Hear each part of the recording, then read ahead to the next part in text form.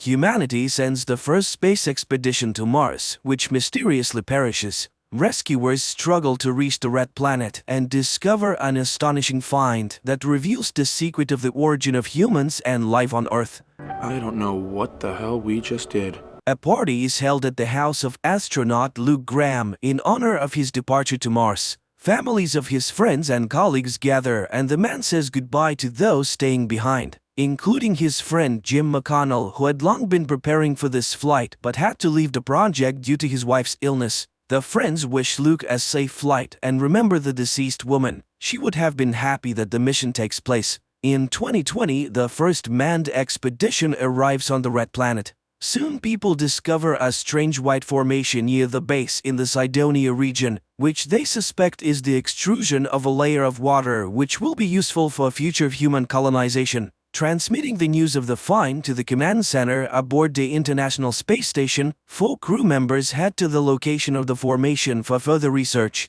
Arriving on site, people see a tall mountain which radar identifies as metallic. Then the astronauts begin to hear a strange low sound, but they think is just interference from their Mars rover. And when they increase the power of their equipment, the sand beneath their feet starts to move. At first, this doesn't cause much concern. The astronauts stay in place, examining the mountain, above which a sand whirlwind is growing. But soon it begins to behave like a sentient being, seemingly examining the newcomers and then attacking them, killing 3 astronauts within seconds, and then emitting a powerful electromagnetic pulse, destroying most of the working electronics aboard the ship. After the whirlwind subsides, a huge human face carved out of dense material appears from under the layer of sand. The space station receives an unintelligible message from Luke, but they do not understand what happened and whether Luke is alive. The leadership realizes that the rescue expedition needs to be organized, but how this can be done technically is unclear.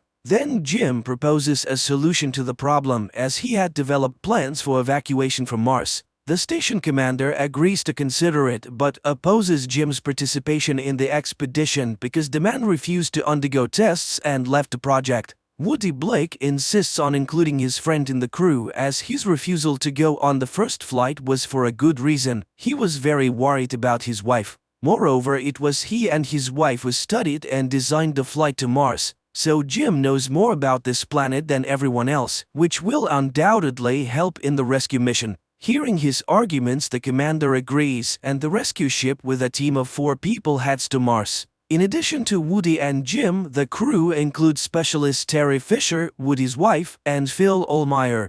Along the way, Jim kindly envies the love between Woody and Terry, observing how tenderly they treat each other. Soon, the surface of Mars becomes visible from the ship, and people note that the expedition camp is intact, and even see 3 burial mounds next to the building. It is unclear what happened to Luke. Maybe there was simply no one to bury him. Soon, a magnetic storm covers the planet, and the astronauts can no longer see anything. Command gives permission to land. Woody goes to share the news with Jim and catches him watching a family movie from which it becomes clear that his wife was also an astronaut, and together with her husband, they dreamed of flying to Mars. The ship is preparing to enter orbit around the Red Planet, but then a swarm of micrometeorites appears in its path, and one of the meteorites punctures the hull, injuring Phil's arm. The station begins to lose air, and Woody goes into open space to find and fix the breach. However, the breach is so small that it cannot be visually detected, and then Terry squeezes out juice which floats to the hole and seeps through it, indicating the breach.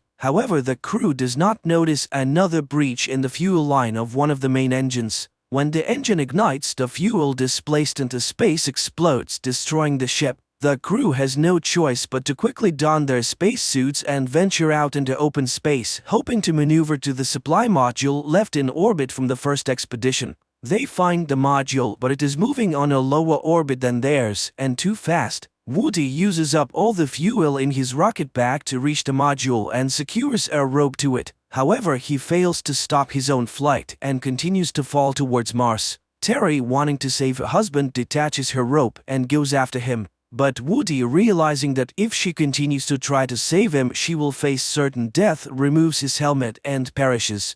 Crying, Terry watches her husband's body fall to the planet and then returns to the others. The three astronauts land on the planet using the module. Although the module itself will not be able to take off again, the rescuers brought with them new motherboards for the first expedition ship, replacing the burnt-out ones. Upon arriving at the base of the first expedition, they explore it, but find no one. Although the living quarters are completely intact, Jim goes to the greenhouse and is amazed that all the plants are doing well, everything is functioning and working. The astronaut removes his helmet, and in the reflection on the water he sees Luke with an axe attacking him, not believing that this is a real person, not a vision. The man is seized, and only then does he begin to believe that they have come for him.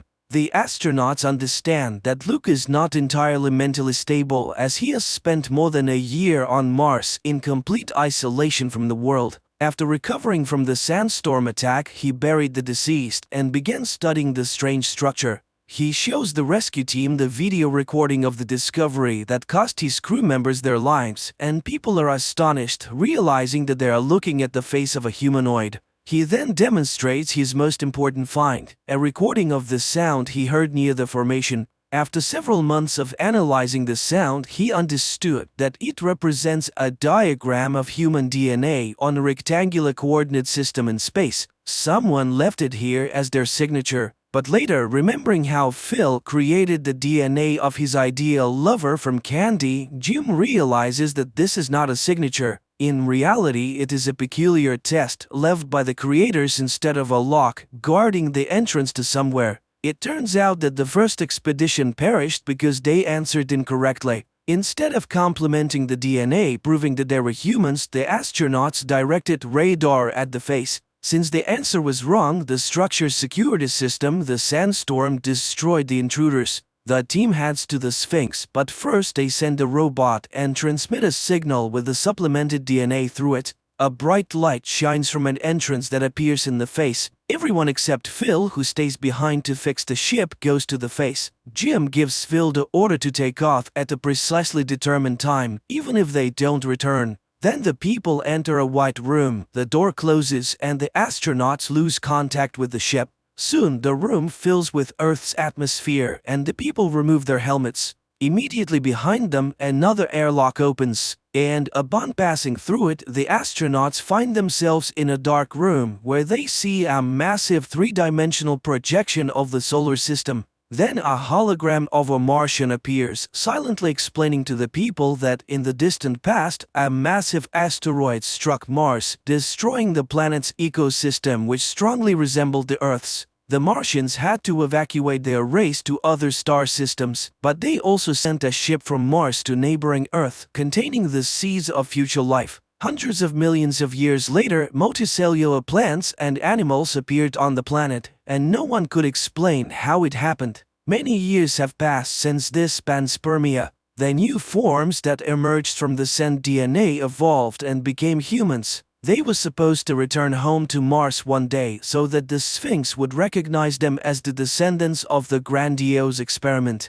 The hologram reaches out to the Earthling, conveying that they belong to the same species. The Martian hologram disappears, and in front of them opens the hatch of a spaceship, on which someone from them can fly to the new home of the Martians. At this time, Phil unsuccessfully tries to contact his friends and prepares for takeoff. The people hear his warning that the storm is getting stronger and will soon engulf the ship. They realize that they need to hurry. But Jim refuses to return to Earth when the opportunity to fly to another galaxy arises. He is sure that this is an invitation and he was born precisely to reach the new world. Jim says goodbye to his friends. Terry gives him a small rocket pendant to remember, which once belonged to Woody, and the astronauts leave. Meanwhile, Phil repeats the call, but not receiving an answer, he hesitates to press the launch button. And Jim enters a light elevator that lifts him onto the Martian ship. The two remaining astronauts barely make it back to the ship due to the sandstorm, and only because Phil, contrary to the order, delays the takeoff.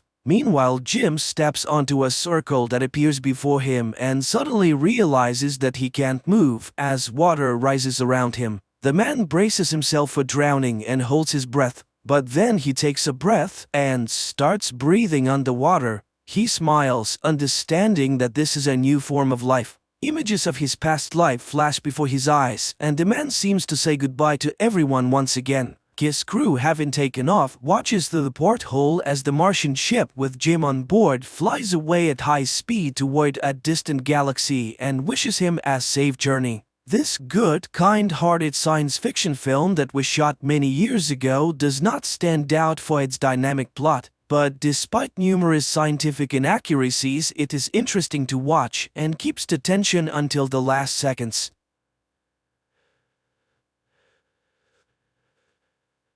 This is the police. This is the police. The scoops are on their way.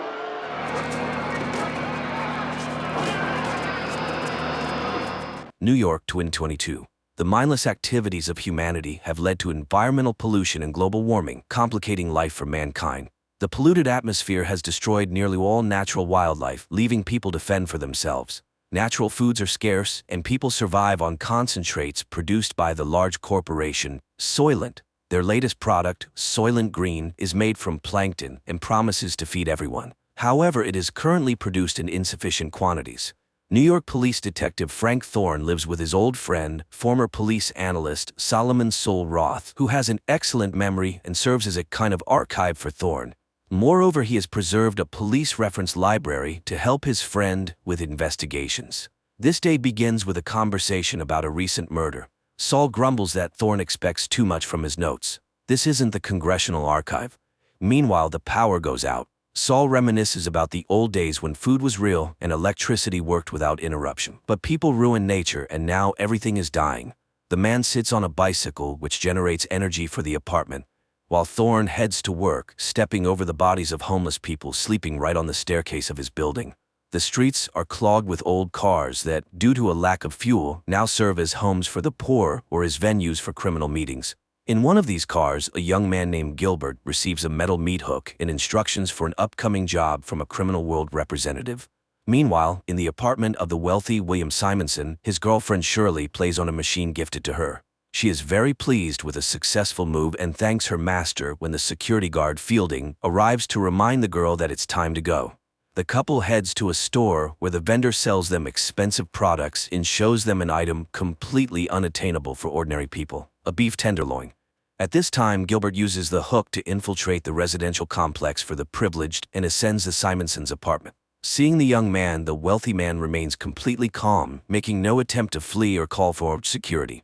Gilbert apologizes and explains that those who sent him can no longer rely on Simonson's silence. The wealthy man agrees with all his arguments and calmly confirms that what Gilbert is about to do is necessary for God.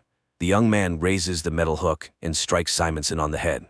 Sometime later, Thorne arrives at the deceased's home to investigate the case. He questions the caretaker, who assures him that the cameras malfunctioned, and leads the detective to the apartment, where Shirley meets him. Ignoring her, Thorne examines the body of the deceased. Searching the apartment for clues, Thorne finds and consumes whiskey, beef, and other foods unavailable to him. Fielding talks about the shopping trip, and the policeman enjoys washing his hands in clean, warm water. He then collects the found papers, some pleasant items like toiletries, and the food into a separate bag, taken from Simonson's bedroom. Meanwhile, Shirley is distraught, thinking that if she hadn't left, Simonson would still be alive. But Fielding refutes her certainty, saying that she likely would have died too. Later, Thorne interrogates the girl, examining her hands. He doesn't fully believe in her sincerity, but Shirley assures him that she wouldn't risk her job. The fact is, she belongs to this apartment, like furniture. Now she will wait for the new tenant if he wants to keep her.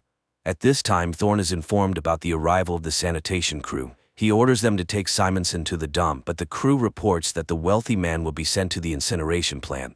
Shirley is saddened by this outcome, as she still remembers her grandmother's proper funeral.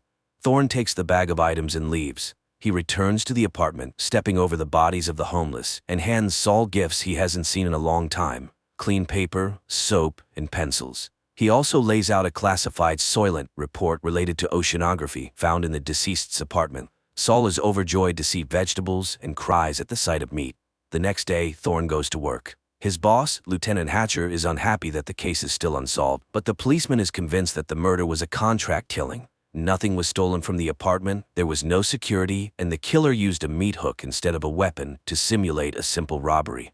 Therefore, the first thing the detective decides to do is check the bodyguard, and after tracking the man, he finds his girlfriend, Marta's apartment. Thorne searches the place, notices a spoon on the table stained with strawberry jam, and concludes that this is too luxurious an item for the bodyguard's girlfriend. Returning home, he sits down for dinner, prepared by Saul from the products he brought the day before. The friends savor long-forgotten tastes, and then Saul gets to the report. Studying the books brought by Thorne, he learned about Simonson's biography and his longtime partner Santini, who now serves as the governor of New York. Together they created the Soylent Project, which became very profitable for its developers. Thorne goes to the phone booth on the corner and reports to the lieutenant what he has learned, unaware that the person who gave Gilbert the meat hook is in his office. Meanwhile, a party is taking place in Simonson's apartment, organized by Shirley. Thorne arrives and demands answers to his questions. Shirley can't say anything specific, as Simonson didn't confide in her. However, she does know Santini. Simonson introduced her to him. In fact, Simonson had been acting strangely in recent months, worried and even visiting church. The couple retreats to the bedroom when the building manager bursts into the hall. He behaves very rudely with the girls, and Thorne declares that he asked them to gather to ask questions. The manager is forced to back off, but the upset girls leave. Shirley offers Thorne to stay the night, take a real bath, and enjoy breakfast. She doesn't like being alone and is happy with the man she likes, as the others don't ask her opinion. Thorne agrees to the invitation. The couple takes a shower together, enjoying amenities unavailable to ordinary mortals. Later, Thorne visits the church where the deceased wealthy man had gone. On the porch, he finds a dead woman with a child tied to her hand. Realizing that the mother can no longer care for her daughter, he takes the child and carries her into the church, but the building is crowded with people who have nowhere else to go. Finding the priest to whom Simonson confessed, Thorne tries to question him. However, exhausted by the huge, sick, and hungry flock, the priest only remembers the fact of the wealthy man's confession, not its details. Yet, under pressure from the policeman, he admits that the truth is killing him. It's so monstrous. Thorne returns to the lieutenant, who informs him that the Simonson case is closed, as it's a simple robbery. He asks to rewrite the report, but Thorne refuses to do so, finding everything too suspicious. For refusing to obey, Hatcher assigns Thorne to patrol the streets. That same day, Governor Santini is informed about the persistent policeman who refuses to close the case. Learning about Thorne's visit to the priest, Santini orders his elimination. Fielding goes to confession. Meanwhile, Thorne is patrolling the street where the Soylent distribution center is located. A large crowd gathers, and soon the product runs out, causing discontent among the crowd. The police recognize the danger and try to quell the unrest. However, people start rioting. The killer sent after Thorne tries to get close to him as machines with scoops arrive to load people into the truck beds and take them for processing. The killer shoots but misses, killing a woman standing next to the policeman. The crowd goes wild. The killer tries to reach Thorne, injuring several rioters and wounding the policeman in the leg. Thorne tries to capture him, but seeing the weapon, pushes the guy. He flies straight under the scoop of a machine and dies, depriving the policeman of the opportunity to question him and learn the truth. Nevertheless, convinced of Fielding's involvement in the conspiracy against him, Thorne sets up an ambush in the bodyguard's girlfriend Marta's apartment. The men fight, during which Thorne accuses the bodyguard of killing his boss and implicating the corporation in the attack on the policeman. Finally, he warns the man to stop following him, otherwise it will end very badly. After this, Thorne goes to Shirley. At this time, Solomon brings the oceanographic report to a group of scientists who call themselves the Investigators Bureau. Shirley has just finished bandaging Thorne and offers to go somewhere, but he doesn't know where they could run. Everywhere it's the same: hunger and a dying earth. The girl is upset as the new tenant is arriving today, but the policeman is sure she will please him. Meanwhile, the scientists announce the results of their research to Saul, and it is truly horrifying. Simonson, being a member of the Soylent board, learned everything, and his psyche couldn't handle it. The corporation realized they couldn't rely on him. To prevent him from talking, they eliminated him. Now, before going to the Supreme Council, they need to gather evidence. Saul is so shocked by the discovery that he decides to go to the place where they will help him die.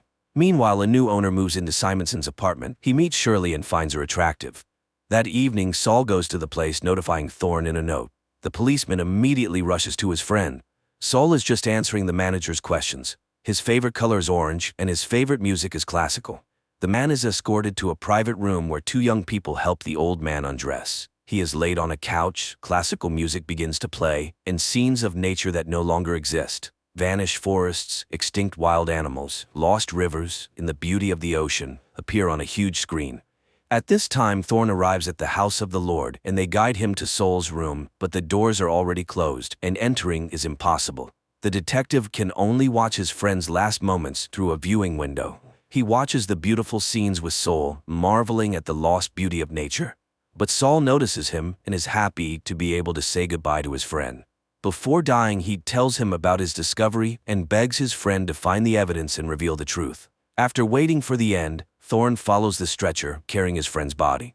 The man manages to sneak into the basement, where the bodies are loaded into large trucks, and he climbs onto one of them. Soon the truck arrives at the center for processing human bodies, and Thorn watches as the bags are unloaded and sent inside the factories. The man goes inside and soon finds a conveyor belt that lowers the bodies to a lower level. Thorn follows them, and after tracking the process, the man realizes that Soylent Green is made from processed human bodies. However, the guards spot him, and the policeman has to flee, killing several guards trying to detain him along the way. He soon reaches the city and tries to contact his precinct, but the line is busy. Then Thorn calls Shirley's apartment and asks the girl to stay with the new tenant and just live. Finally, Hatcher responds, annoyed by his subordinate's actions, but Thorn doesn't have time to say anything before he is attacked by the corporation's men, led by Fielding.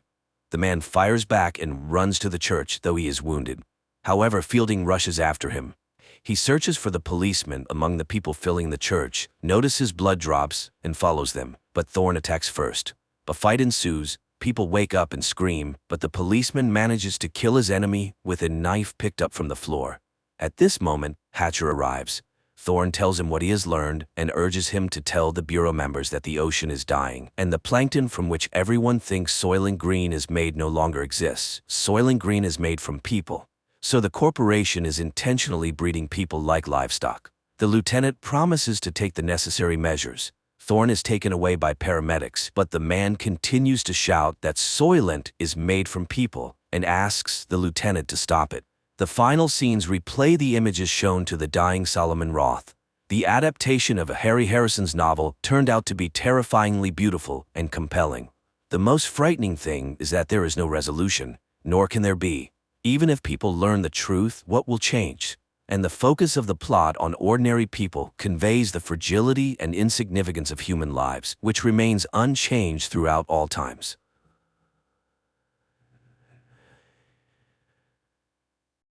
An alien race from the depths of space colonizes Earth. Millions of people from around the world are sent to work in mines on other planets. Those left on Earth are controlled with implanted tracking chips and giant alien robots positioned around the perimeters of cities. Oh wow, you hear me? Ah! Chicago, 2019. The city is under martial law due to a massive alien attack on all major cities of the world. The Drummond family, a father, a mother, and their 2 sons, tries to leave the city, but all exits are blocked. When a police officer stops their car at one of the exits, the father presses the gas pedal and breaks through the blockade. Entering an exit tunnel, the man is forced to stop as the exit is blocked by aliens. Taken by surprise, the father freezes, although his wife asks him to turn around.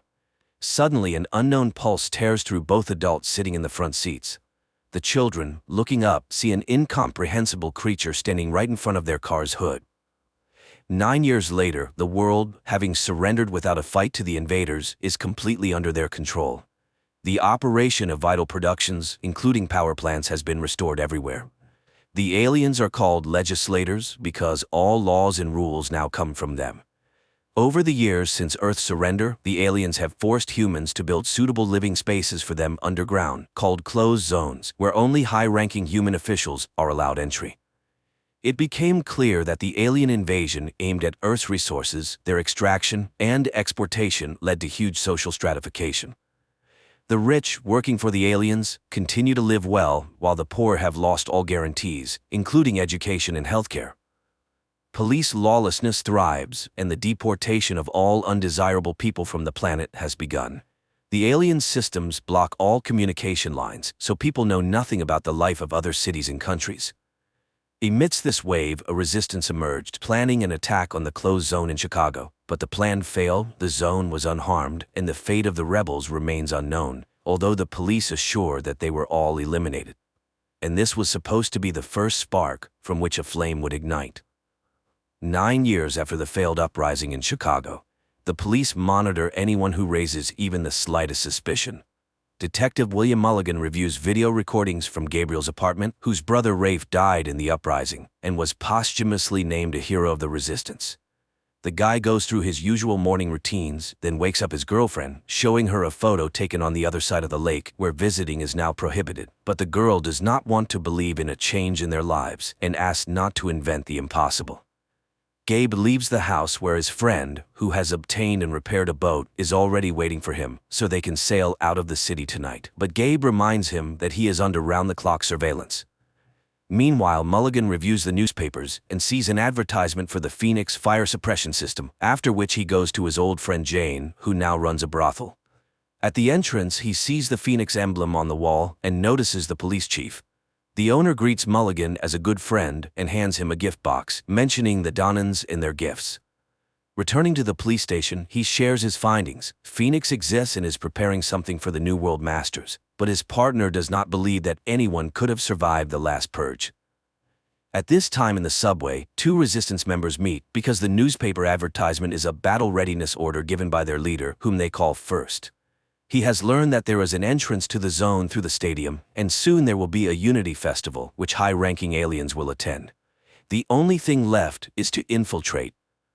The next day, Gabe goes to work, having passed through the recognition system, since every person now has an identifier chip inside. The guy works in a data restoration center where he views millions of private videos a day and checks browser history requests. He sends all the collected information to the Central Information Center and destroys the carriers. Later, he receives a cigarette containing an unknown substance from his colleague and hides it behind his ear. After work, Gabe exits to the outside with a crowd of other workers and sees arriving guards grab and lead away one of the women. At the same time, an alien transport ship is sending off another batch of people as slaves for the alien mines from Earth. And around the perimeter of the city stand giant alien robots to prevent people from escaping.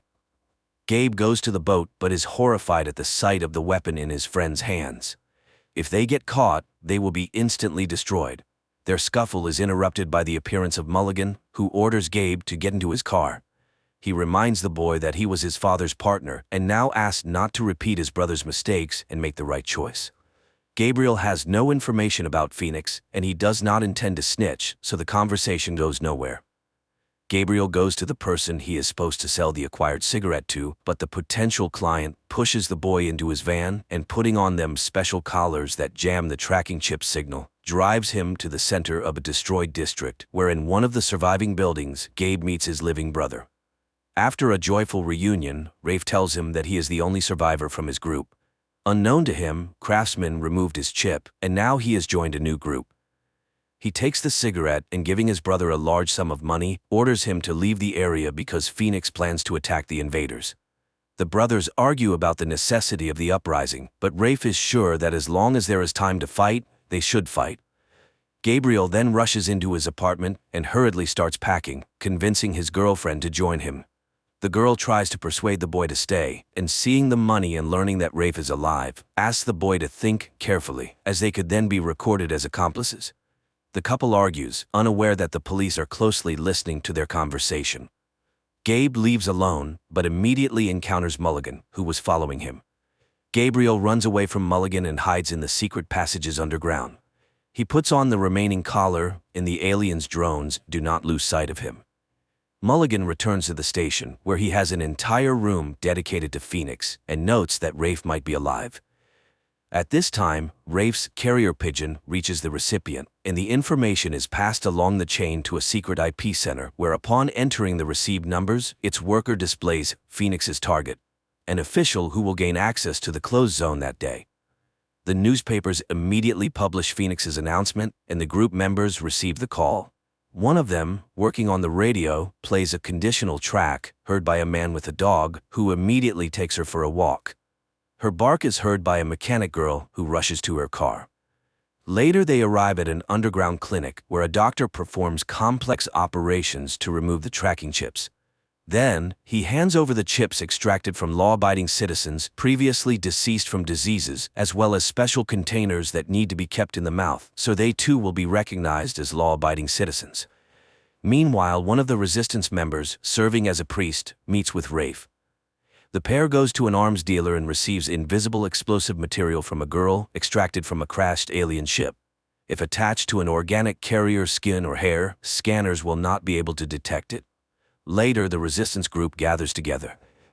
The leader distributes containers with new chips and shows a photo of the person who will go to the aliens. Lastly, he hands out poison capsules to everyone, which will help avoid being captured alive by the enemy. The group freely enters the festival and attaches the invisible alien explosive device to an official. He goes to the arriving aliens and explodes with them. The city is immediately locked down, and the police block the streets to find the attackers.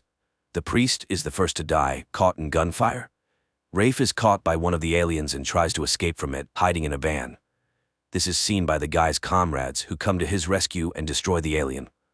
The surviving rebels try to escape from the city, while the aliens bring in hunter warriors from another world, and they quickly track down Rafe and his accomplices. Enraged, the legislators prepare to destroy the district where, according to their information, the resistance is based. Mulligan tries to persuade the police chief, who is heading to report to the aliens, not to allow this because he needs time to catch the suspects. But he is reminded that the decision is made and his search interests no one.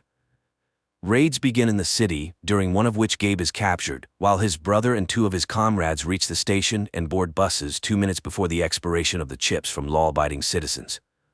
But when it seems they have managed to escape, the buses are stopped by the hunters. Realizing his capture is inevitable, one of the group takes the poison capsule. The mechanic girl attacks a hunter and is instantly vaporized. Rafe tries to run but is captured and brought to the police, where his brother is being interrogated at the same time. Mulligan shows him how Rafe is tortured to make him talk about Phoenix and give up first. Gabe learns that the city is preparing for destruction and agrees to send a message to the leader. He is brought to the surviving members of the resistance, and hearing that the guy allegedly knows ways into the zone, they agree to connect him with First. Gabe is brought to Jane Doe, who is number 1 and the leader of the resistance in the city. Upon seeing the boy, the woman calls him by name, which confuses Gabrielle, and at that moment, a police squad raids the brothel and kills Jane. The investigation reveals that Jane had installed listening devices to record conversations with police officers she served to gather secret information. Later, during a briefing with the aliens, Mulligan names the members of Phoenix who, learning about the death of First, voluntarily left this life. Before the invasion, Jane was a history teacher and changed her profession to gather secret information. Mulligan presents recordings obtained in the brothel, where it is heard that the police chief actively leaked secret information about the aliens. Captured resistance members are deported to alien mines, and Mulligan, having declared the neutralization of the Chicago threat, is appointed acting commissioner. Later, he meets with Gabe and puzzles the boy with a new thought. What if the failure of the uprising was planned? And he hands the boy a memory card, extracted from a phone once given to him by Jane. The next day, Gabe views its contents, a video dedicated to a party before his birth, where close family friends record messages for him. There, he sees both Mulligan and Jane Doe, who was acquainted with his mother, as well as some other members of Phoenix. Meanwhile, Mulligan is allowed to arrive at the Earth Control Center and meet with the legislators in their habitat. As he heads to the spaceship, the same invisible substance that was part of the explosive used in the stadium attack manifests on him, explaining that Mulligan is also part of the resistance, and the plan was organized so that he could infiltrate the main alien base and set off an explosion. During the credits, a map shows that the plan worked, and the city blockades were successfully lifted, after which many resistance foci flared up everywhere. This means that the plan to light a match and ignite a bonfire was a success, and humanity begins an active fight against the alien oppressors. Despite the film being labeled as science fiction, the message here is quite realistic. How will humanity behave when it realizes the possibility of its total occupation? Also, the filmmakers draw belief in victory from the history of humanity, using Lenin's motto, "A spark will kindle a flame." The struggle, the underground conspiracy. The film is full of revolutionary stylistics, and it watches like a real political thriller.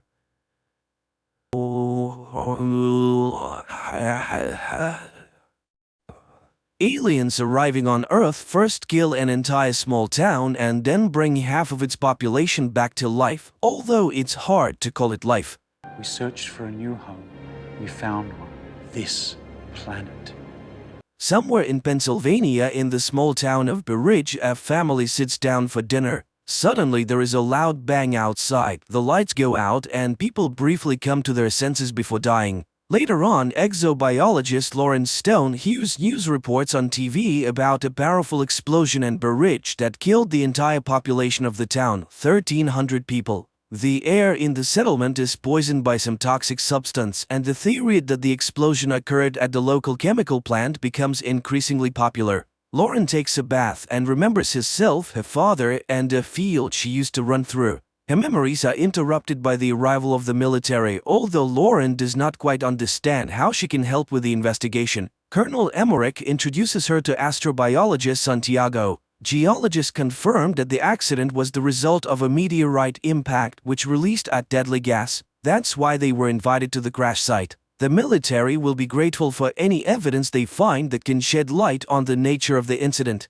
Emmerich assures Lauren that he chose her because he read her work, but asks her to take an alcohol test. Scientists are dressed in protective suits and taken to the meteorite crash site. On the way, Santiago praises her book on microbiology in Antarctica and signs of extraterrestrial life, but the woman doesn't engage in conversation. Arriving at the site, the pair only sees a snowy field and a small pile of ground. While Santiago inspects the area, Lauren notices a small sprout of some red plant and pities it for growing in such a terrible place. Upon arriving home, Lauren begins to search for similar cases and finds mention of a similar incident. In 2013, a meteorite exploded over the city of Chelyabinsk in Russia, and an interview with the local resident was filmed by American television. She recounted that after the meteorite fell, a poisonous gas spread throughout the area, causing many people to die. It was also said that a very large tree grew at the site of the impact, around which all living things died.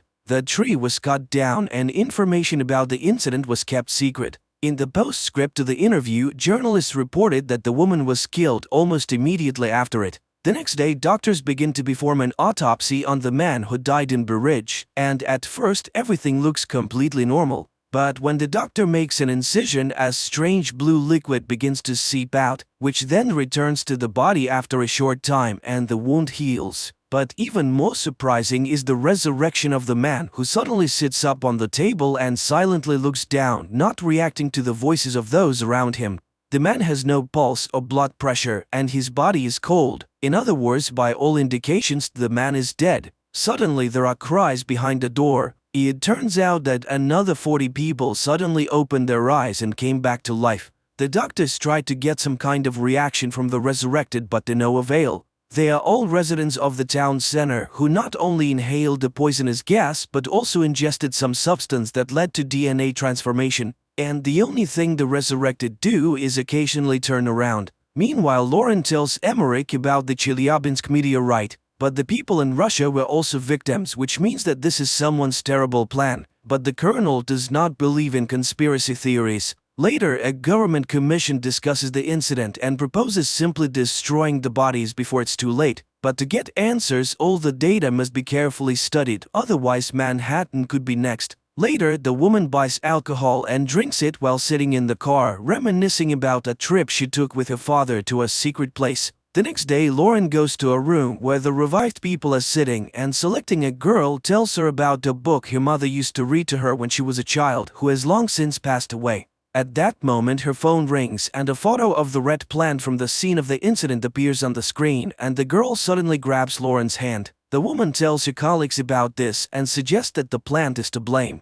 Santiago notices that all the survivors are looking in one direction, to the north, where the crash site is located. And then the colonel confesses that they found a sapling, but they don't know what it is because the plant is huge and continues to grow. The thing is that the area is sealed off and the plant was only noticed when it became visible from a distance. It turns out that it wasn't a meteorite that fell on the ground, but a huge seed. A team of scientists is sent to the site, taking one of the revived with them. They bring him to an unimaginably huge tree on a cart and watch from a distance, but he remains motionless. And when people have lost all hope, the man in the wheelchair suddenly moves, raises his head, looks in surprise at his hands and the snow under his feet, and then he admits that he can't survive in the Earth's environment, so he will stay here. Upon returning, Lauren reports that the tree is generating the necessary environment for its survival, including the air that is toxic to humans. The aliens arrived on Earth through special portals that scientists call wormholes. She is bombarded with questions, revealing that she has had problems with alcohol and prohibited substances. Later, a psychotherapist calls her answering machine, who was waiting for her at the session as part of his sentence. They were supposed to discuss her childhood memories that are haunting her, but she didn't show up. At that moment, her father shows up at the door, but Lauren is not pleased to see him. He tries to start the conversation and recalls how on her 8th birthday she asked for a scientific laboratory and they gave her an old barn. However, her obsession with space spiraled out of control and her mother became worried. Sometime later, the colonel summons Lauren again. The alien wants to speak, but only with her, as he sees her as a friend. They have prepared a list of questions and ask her to find out where they came from and why they came. The alien explains that their home is no longer suitable for their species. They were searching for a new home and found it using coordinates received from a human with the call sign Supernova 94. From that same human, the aliens learned all the strengths and weaknesses of humans. The alien asks the military to leave, and Lauren admits that the tree will soon destroy everything as it is harming the planet. The alien then says that humans will not be able to stop them because they are used to fighting and they have abilities. And here Santiago starts acting strangely. He drops his suitcase and begins to unzip his protective suit. The military personnel try to contain him, but they cannot do anything. The man falls to the ground and tears the hose from the mask of a soldier who was trying to help him. The soldier removes his useless mask and dies. Then one of the soldiers suggests shooting the alien, and just then they are hit by a sound attack that drives them crazy and they open fire on each other. One of the survivors takes stunned Lauren away. Later, a fighter jet armed with missiles is sent to the tree. The pilots see a small figure of a person at the base of the tree and receive orders to attack the target. But suddenly an impenetrable dome covers the tree. The missiles explode, causing no harm to the tree. Meanwhile, the news reports that the FBI is searching for a person with the nickname Supernova 94 who seems to be responsible for the expansion. People around the world tell stories about strange sounds that occasionally come from unknown sources. In some places, smoke emerges from the ground, killing all living things. People pray day and night, and martial law has been imposed in many countries. The earth trembles, crops die, and vegetables rot in the ground.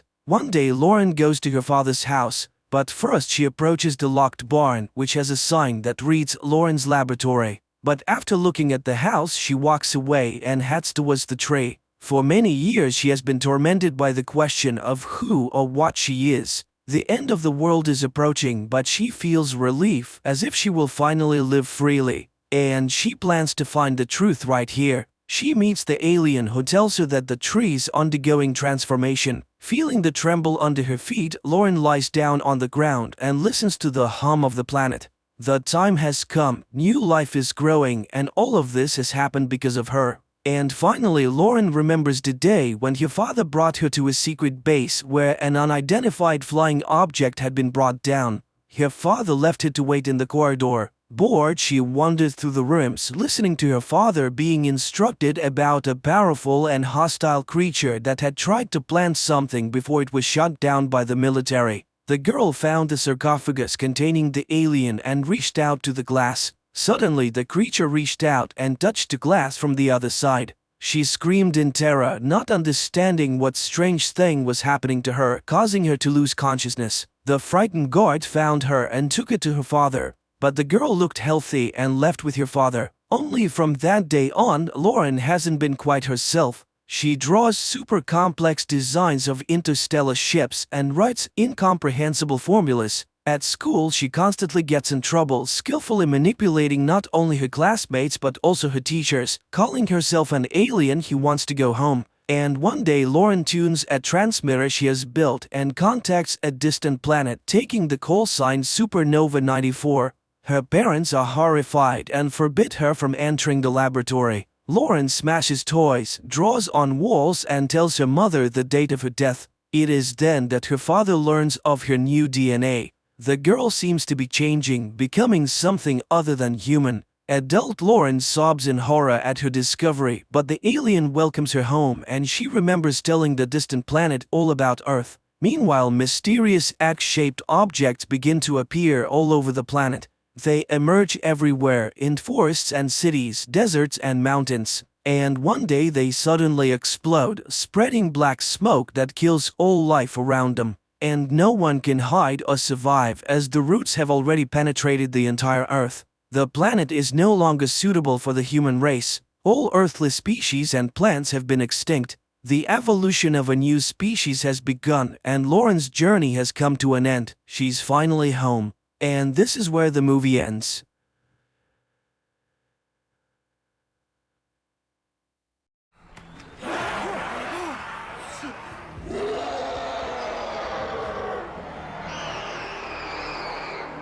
The year is 4032. Most of humanity has mutated into new creatures called Abbeys. In the 21st century, Professor David Pilcher foresaw an unknown mutation in human DNA and built the town of Wayward Pines, which was meant to serve as an ark for the last surviving humans. The chosen ones, those who were destined to restore the human population, were frozen without their consent for 2,000 years. However, upon awakening, not everyone was pleased with life in a city surrounded by a tall fence with millions of monsters lurking outside. Dr. Theo Yedlin is on vacation at the beach. In a bar, he strikes up a conversation with a stranger who, at first glance, doesn't raise any suspicion. But the casual chat ends strangely. Yedlin wakes up several years later to find himself in the town of Wayward Pines. On his way to the hospital, accompanied by a group of strangers, Theo manages to escape. He seeks help at the first house he finds, hoping to call the police. But as he observes the strange behavior of the homeowners, Theo begins to doubt if he's doing the right thing. The police do respond to Yedlin's call, but instead of offering help, they return him to the hands of the strangers. They take Theo to the hospital, and after telling him a story about a government experiment, the people in black ask him to work for the good of society. The kidnappers ask Theo to save a patient who is extremely important to them. After examining the girl, Yedlin promises to do everything possible and instructs them to prepare the operating room while he assesses the seriousness of her injuries. Theo's patient turns out to be Kate. While the doctor operates on the girl, Carrie reports to Jason about losses within the ranks of the first generation. Looking at a photo of his rival, the dictator realizes that as long as Ben is free, their movement in the city are in danger. This is confirmed by Megan, who appears in the room. She reminds him of Pilcher's main rule: clear laws, strict punishment. Theo visits his patient, and she tries to tell him what's really going on. But Carrie doesn't allow the doctor to listen to Kate and instead urges him to take a break. While walking through the town, Theo witnesses soldiers separating a woman from her young son. The doctor tries to intervene but is once again prevented from understanding what's going on and is forced to walk away. However, later Yedlin does learn the woman's fate. She is brought to the central square along with others, accused of rebellion. Jason addresses the cheering crowd, assuring everyone that his cruelty is the path to humanity's salvation. After these words, he executes the woman without any explanation. Megan visits Kate in the hospital room and suggests they unite for the future of Wayward Pines. But Kate attacks her rival, armed with a scalpel. Kate confesses that she will never watch as dictators destroy the world. She raises the scalpel and ends her suffering. Mario brings Theo and other prisoners to the wall. He opens a passage and, after jamming the gas pedal with a rock, sends the vehicle into the lair of the Abbeys. The monsters notice the prey but run past, trying to climb over the fence. Members of the First Generation movement watch a motivational video left for them by Pilcher, followed by footage from surveillance cameras showing the Abbeys attempting to breach the wall. The creatures sacrifice themselves to create a ramp, allowing their comrades to infiltrate Wayward Pines. Jason realizes something is wrong and orders a squad to gather and check the situation in person. Meanwhile, the prisoners, led by Ben, try to escape from the vehicle, taking advantage of the fact that the monsters are ignoring them.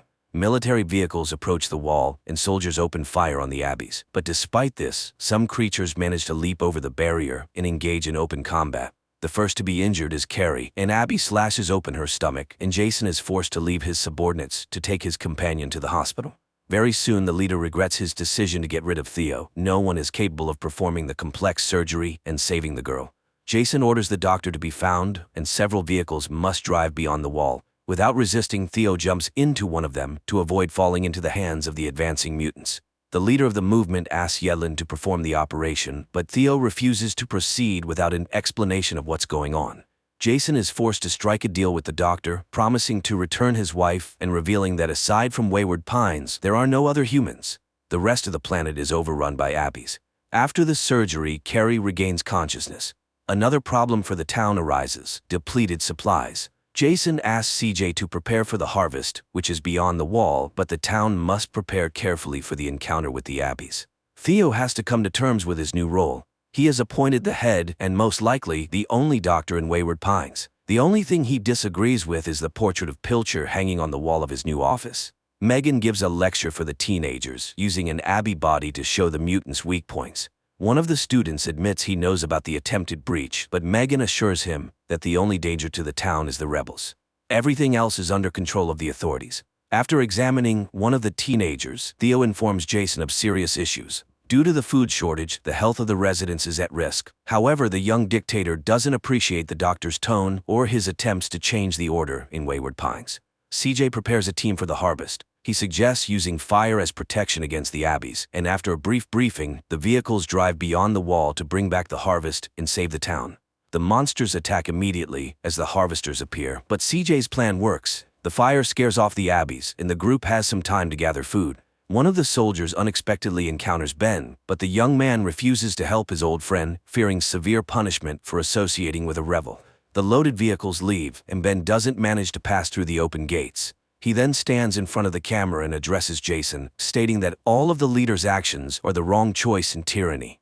Rumors that Ben is still alive reach his mother. Teresa tries to find out details from the soldiers and persuade them to return for the boy, but no one wants to deal with the troublemakers. Ben continues to hide in the danger zone, hoping to return to Wayward Pines, but a pack of Abbeys attacks the boy, turning him into a hearty meal. Jason checks the cameras and notices that there are no Abbeys in any of the sectors. The leader celebrates, believing he has driven the monsters out and that the town is now completely safe. But it seems the mutants have a different opinion. Several soldiers are sent on a reconnaissance mission, but they spot nothing except a frightened deer. This pleases Jason greatly, as he is convinced the Abbeys have left, but Carrie sees an unpleasant side to this. If Ben isn't found, the leader will have to answer to the town for the death of one of the first generation. At night, voices are heard in Jason's house, and, loading his weapon, the young man goes downstairs. To his surprise, Pam appears before him. The old woman reminds her protege of everything she taught him. She confesses that she killed her brother only because he tried to save the town through dictatorship and violence. Pam asks Jason to let her stay and help him build a truly bright future and save humanity. Jason agrees to forgive the traitor and takes her to the square to announce his decision to the town. Unbeknownst to Jason, Pam sneaks into the lab where the captured Abbeys are kept. Megan arrives shortly after, but the thief manages to leave without revealing her intentions for coming there. Back at home, Pam plans to use a drug she stole from the lab. Her plan is interrupted by Theo's arrival, but the nurse quickly directs him to the door to get what she came for in the hated town. Megan learns of the stolen drug, but it turns out it wasn't a medicine. Pam had taken a smallpox sample. Meanwhile, Pam attends a meeting in Jason's office. She unexpectedly kisses her protege in a way she never had before and joins the conversation. Dr. Yedlin bursts into the room. He orders everyone to leave without touching anything and avoiding contact with people. The doctor then reveals Pam's plans, and the woman doesn't even attempt to resist. Pam admits that, in her opinion, Wayward Pines should be destroyed. She asks Jason to put an end to the story, but the leader orders the traitor to be arrested. At night, Jason goes on a walk with Pam. He asks his mentor to tell him the end of the story about Wayward Pines, but after receiving an answer that wounds his pride, the dictator kills the old woman. A few days after the Abbey attack, Xander finally wakes up at the bottom of a deep well. There, the young man is found by a mutant, but he manages to defeat the monster and climb to the surface. At a meeting on the problems of Wayward Pines, CJ discusses the need to increase the area of crops. The population is growing, but food is becoming scarcer. Carrie and Megan believe it's too early to address this issue, but Jason supports the farmer and allows him to search for new fields. Xander is quietly approached by a man with a knife. He demands that Xander reveal who sent him and who currently rules the town. The savage himself says he has been here for a very long time. He is the only one from the team Pilcher sent to search for other survivors. Guards notice movement near the wall, and a duty squad is dispatched to the scene. The soldiers recognize Xander, accompanied by the stranger, but let them inside without question. The savage is immediately sent to Dr. Yedlin. Theo tries to find out from the patient if there are other people beyond the wall, but the man only says that the Abbeys are not the enemy. They are the replacement meant to take their place. Jason learns the name of the savage, Adam Hassler. He asks the doctor to tell him everything the patient said, but Theo refuses to disclose the confidential information and suggests the leader speak to the survivor personally. Throughout this time, Hassler struggles to recover. He is constantly haunted by nightmares of Abby attacks he endured during his months beyond the wall. Finally, the man can no longer take it and decides to leave the hospital, fearing that the mutants will get to him there. The savage escapes into the streets, frightening crowds of townspeople. His hallucinations, in which mutants attack him, intensify, forcing him to find shelter in a deserted alley. There, Adam is discovered by Teresa. She recognizes an old acquaintance and tries to find out if he has seen Ben, but the savage hesitates to tell the woman the truth. Theo tells his wife about Adam's words, and Rebecca urges him to inform the town's leadership.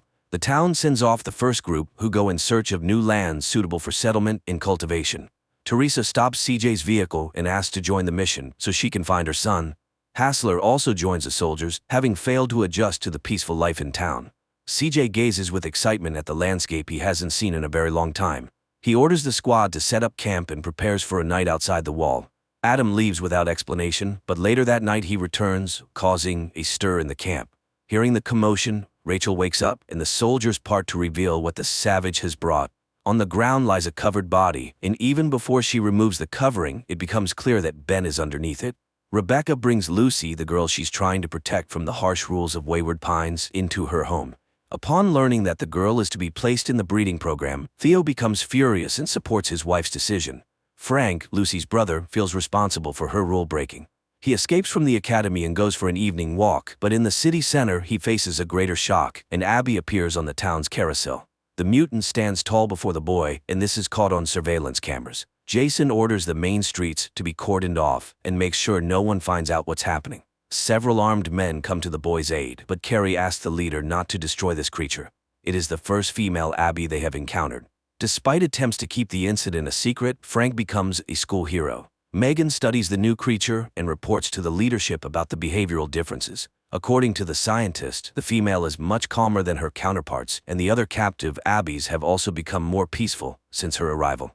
The doctor also shows the Abby's palm. It bears a strange pattern, unlike any scars. Megan believes this pattern might help them learn more about the mutants and eventually eradicate them. A search of the city yields no results. No other creatures are found, nor are there any breaches in the wall. No one can explain how the female managed to enter the city or why she did so. The only explanation that comes to Jason's mind is that the Abbies may have accomplices among the population. Jason turns to Rebecca for help. She designed the city and may know the way the Abby got inside. Upon learning that a new Abby has appeared in the lab, Theo requests access to the research. Carrie agrees, but she warns the doctor that not all group members will like this. Naturally, Carrie is referring to Megan. The scientist makes every effort to appear satisfied with the doctor's presence, but she disobeys all of Yedlin's orders and conducts experiments that could harm the mutant. The Abbies have quickly learned the lesson with fire. After making torches, they surround the cornfield and set it ablaze. The creature in the lab at that moment feels everything that is happening to its pack. Several years before the current events, unaware that a human invasion is imminent, the Abby tribe enjoys a peaceful life deep in the forest. But suddenly a helicopter appears over the mutants' camp, and most of the tribe is wiped out. Only a few survive, with no other choice but to seek revenge. In the city, a siren blares, and panic begins. At the same time, the Abbies set another field on fire, knowing that by doing this, they are depriving humans of any chance of survival. Adam is the first to notice the mutants approaching. He raises the alarm and orders the squad to move to a safe place, but it's already too late. The first creatures infiltrate the camp, and one of them attacks Teresa. Megan, unaware of anything, works on reports in the lab. She is only distracted when the Abbies start banging on their cages, and the close proximity no longer feels safe. Theo learns that the food fields are burning. At that moment, Carrie arrives and asks the doctor to return to the hospital and prepare for a difficult night. Jason sends out several dozen vehicles, all civilian men, or to extinguish the fields, while the military protects them from Abby attacks. Realizing how this will end, Theo orders his colleagues to prepare all available beds and be ready to receive not tens but hundreds of patients. The battlefield truly becomes a nightmare. The Abbies are far more clever and resourceful. There's no one left to extinguish the fields. Soldiers fall before they can even reach them, suffering severe injuries from the mutants. Within an hour, the hospital turns into chaos. The screams of patients mix with the bustle of medical staff who are not prepared for such an onslaught. Theo tries to help everyone, but he cannot save them all, and many patients die in the hands of frightened interns. CJ recounts how the Abbeys attack the camp and everyone trying to extinguish the fire. But Carrie and Megan don't believe the farmer's words. They are convinced the mutants have no intelligence and thus could not have had a plan. Jason sides with the women. He is more concerned about the fate of the harvest, but CJ has no good news. All the fields have been burned, and in less than 6 weeks the city will fall to starvation. The food shortage is not the only threat. Theo informs the leader that there is a critical shortage of medicine, and soon people will begin to die from simple colds or minor cuts. Yedlin doesn't hold back in his critique, saying that Pilcher was an idiot. In creating his own world, he failed to consider the basics. Jason's thoughts are interrupted by news that around 100 Abbeys have gathered near the wall. Despite the obvious situation, the leader refuses to admit that the mutants are evolving and the advantage has long been on their side. Teresa spends several hours in intensive care, but her heart gives out, and the last thing the woman sees is her son and husband, with whom she will finally reunite. Megan performs an MRI on the Abbey, and looking at the monitor, Theo sees a surprising result. The part of the brain responsible for thinking and problem-solving is twice the size of a human's. The Abbey's roar echoes throughout the city. The monitor shows that several thousand mutants had gathered near the wall. The creatures locked in the cages respond to their kin, but the female remains remarkably calm. After a conversation with Adam, Theo examines the female Abby's hand and discovers the pattern. He becomes furious that Megan hadn't told him about the design, but the scientist doesn't understand the significance at this moment. The doctor asks Megan not to interfere while he tries to establish contact with the Abbey. In Theo's opinion, it's the only way to find out what the mutants want and save the city. Yedlin shows the mutants several cards with pictures and tries to explain their meaning. CJ had been one of those who woke up from cryosleep every 100 years to observe changes on Earth. During one such outing, the botanist met a strange young man. He still resembled a human, but had peculiar features. The stranger rambled, ate raw fish, and suffered from unknown ailments. CJ couldn't shake the new companion. The young man demanded to be taken with him and cared for. To avoid risking the others, CJ eliminated the threat. Theo asked Megan to offer the Abbey a treat, but the mutant points towards its kin. This confirms the doctor's theory. She is not just an intelligent creature. She is a leader who cares for her pack. Adam bursts into the lab, demanding that the scientists release the female. He claims that she is the leader of the Abbeys, and her followers are gathering near the wall, ready to do anything to save their leader. A heated argument erupts among the group. Megan is convinced that Adam is overestimating the importance of the mutant, while Theo believes the leader's presence could help them negotiate with the creatures and save the city. Memories take CJ back to the day he woke up and roused the others. Pilcher, the founder of the project, was confident that mutations had ended several hundred years ago and that they were now facing only an empty, uninhabited Earth. But the scientist was wrong. The first walk in the forest reveals strange creatures vaguely resembling humans. Pilcher didn't even attempt to make contact. He also refused to return to cryosleep and slumber for several more centuries. The only thing that occurred to the professor was to declare the mutants enemies, build a city, and fence it off with a tall, electrified wall. Theo tries to communicate with the female Abbey, but Jason arrives at the lab.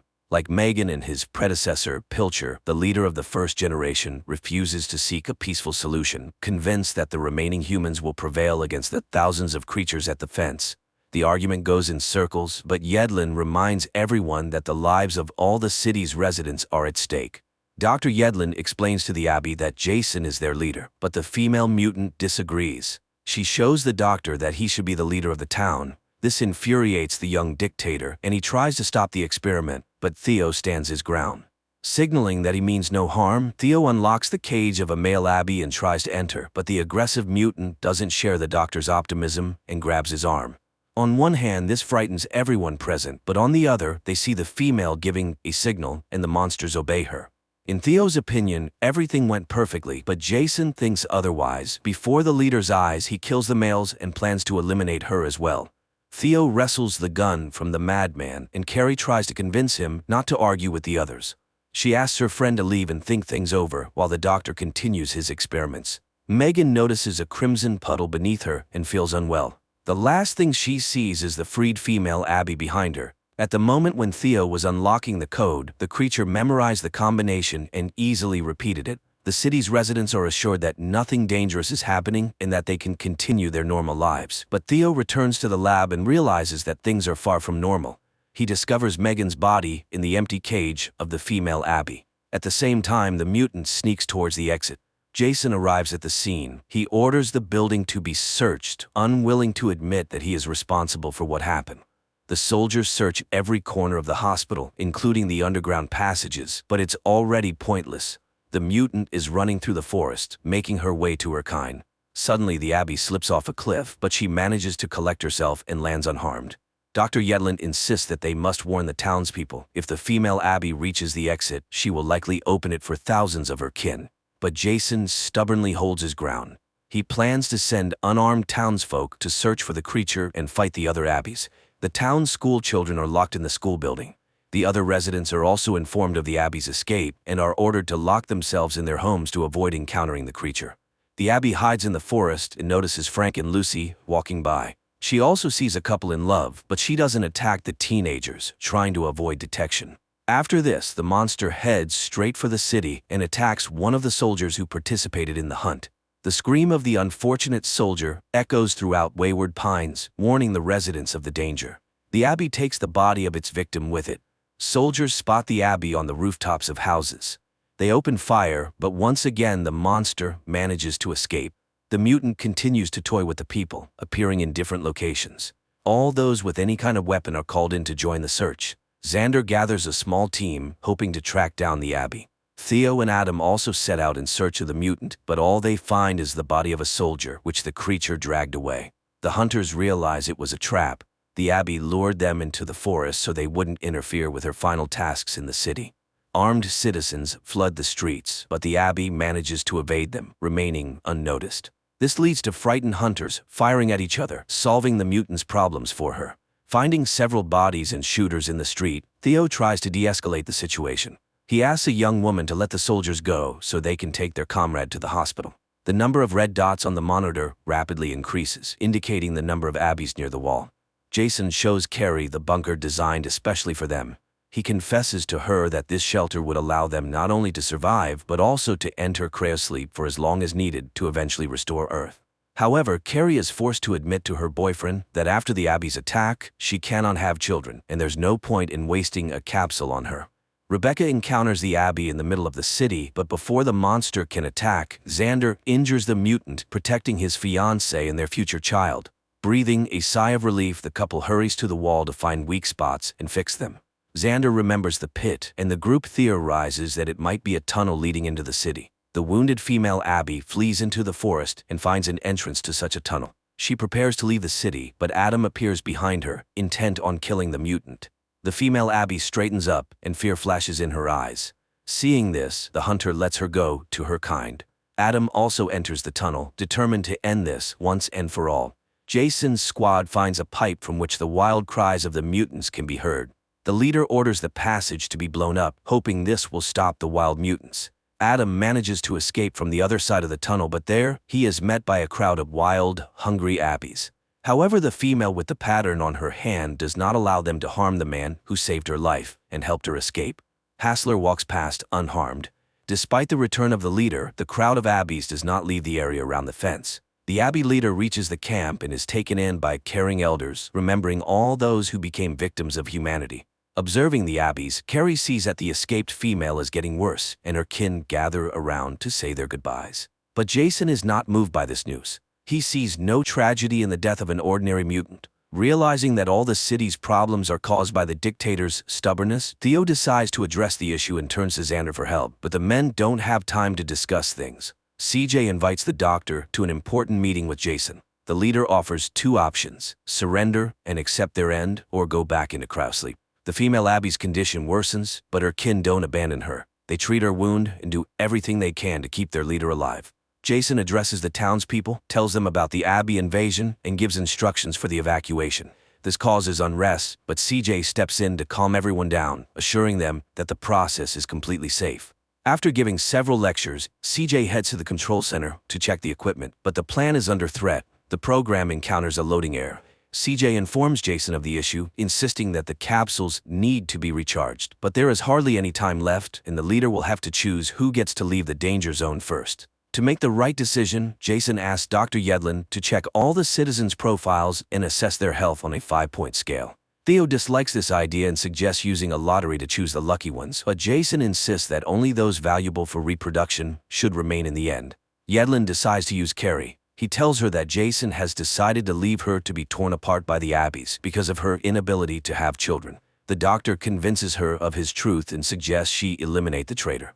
Many years ago, while planning the construction of a new world, David Pilcher adopted a child to make him the heir to everything. But before signing the papers, the professor meets the boy's mother, Carrie. She was the one who gave her son to the professor, who later named him Jason. While flipping through his fiancée's personal file, Jason finds a secret folder where he discovers that his fiancée is actually his biological mother. At that very moment, Carrie enters the room. The calm conversation escalates into a scuffle and a fight. Finally, a gunshot is heard in the room. Jason recalls the first time he saw Carrie, how she was introduced to the new world, and how he promised she would always be safe. But now the once-in-love young people are on the floor, in pools of crimson. As Jason fades, Carrie takes his hand to stay by his side. The female Abby regains consciousness and signals to her kin, gathering them around her. Jason is brought to the hospital, and Theo prepares him for surgery. Meanwhile, in the forest, the Abbeys are preparing for a final assault on the city. The residents are being prepared for evacuation into cryocapsules, but most townspeople linger around the hospital, waiting for news about their leader. After several hours of surgery, Theo announces Jason's death to everyone. The doctor assures the people that the plan remains unchanged. They will all be saved soon. CJ hands Dr. Yedlin the list Jason had made. He suggests following the old plan to avoid panic and save precious time. Registration for the capsules begins, and the first to enter are women and children. Those not on the first list are asked to wait at home for their turn, but many suspect they will never be called. Even among the children, there are excess. One of these extras is Frank, who had once openly told Theo that he didn't want to have children. Xander also doesn't receive an invitation. He realizes this is Yedlin's personal revenge for taking his wife. The closer the Abbeys get to the fence, the more aggressive they become. Their movements are watched by the female leader, standing above the rest. Watching the screen, Theo realizes that the fence is on the verge of being breached. The doctor decides to record one last message for future generations in which he urges humanity not to repeat David Pilcher's experiments. Such endeavors only lead to dire consequences. To somehow fix the situation, Dr. Yedlin plans to inject himself with 3 strains of dangerous viruses involuntarily surrendered to the Abbeys. This is how he intends to wipe out the terrible mutant species. Those who didn't get a place in the capsules begin to panic and search for alternative ways out. Riots break out in the city. Only Xander and Frank calmly accept their fate, sitting in a small street bar. Theo arrives to pick up the boys and take them to the departure point, but the road is blocked by 2 young men with a burning bottle and a firm decision to steal the car. Xander manages to calm the boys down, and the group leaves. On the way, Theo picks up another passenger, his intern Arlene. Yedlin returns to the lab to inject himself with the virus strains and head for the wall. But there he is met by Carrie, who asks to take on this mission herself. After Jason's death and the news that he was her son, she no longer wants to run from her fate. Learning that she has already injected herself with the viruses, Theo agrees to leave with the others. As a parting gesture, he gives her one more vial, which will numb her pain during the encounter with the Abbeys. Before the capsules are launched, Theo wishes the travelers a safe journey. He admits that he doesn't know what awaits them in the future, but hopes it will be better than the present. People take their places as the city slowly comes to a standstill in the face of danger. CJ is supposed to be the last to take his place, but his capsule malfunctions and the man sees his wife, who has been dead for several hundred years. Nevertheless, CJ decides to stay behind, hoping that one day he can change the world. Carrie opens the wall and steps outside the city, into the land where the Abbeys will live for many centuries. And so the series ends.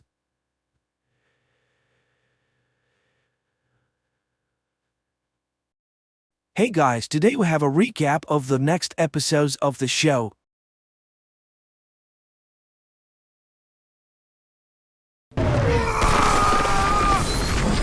Magne and Vidar are lying unconscious on the pier when an ambulance pulls up. One of the paramedics rushes to Magne with a defibrillator and begins to administer aid. After receiving the shock, Magne instantly regains consciousness and emits a powerful wave that throws the man several meters away. While the second medic tries to help his buddy, Magne approaches Vidar's body. Vidar opens his eyes and whispers the words of a threat. Magne will die before the new moon comes. The lad runs away. At this time in the nursing home, one of the residents, Wotan Wagner, complains to the orderly Halvor about the broken wheelchair. Magne runs into the mountains. He is still shaken by the battle and turns to the bird flying above, blaming it for everything that has happened to him. Suddenly, Magne finds himself in the netherworld, and before him stands the ancient sorceress Volva, who takes the form of Isolde. She reminds him that he must now obtain weapons and find friends, for the other gods will surely come to his aid. Volva asks him not to come here because the giants might kill her too. Then she scoops up something from the glowing bowl and blows it in the guy's face. Magne is immediately alone on the mountain. Annoyed, Vidar rushes to his house and tells Ran and Saxa about the battle that took place. In the meantime, a group of young people are hanging out at a table in a street cafe when Magne comes running to them looking for the cashier. No one knows where she is, but everyone raves about Laurit's speech at the feast. Fjord then returns home and announces that he has not killed Gry.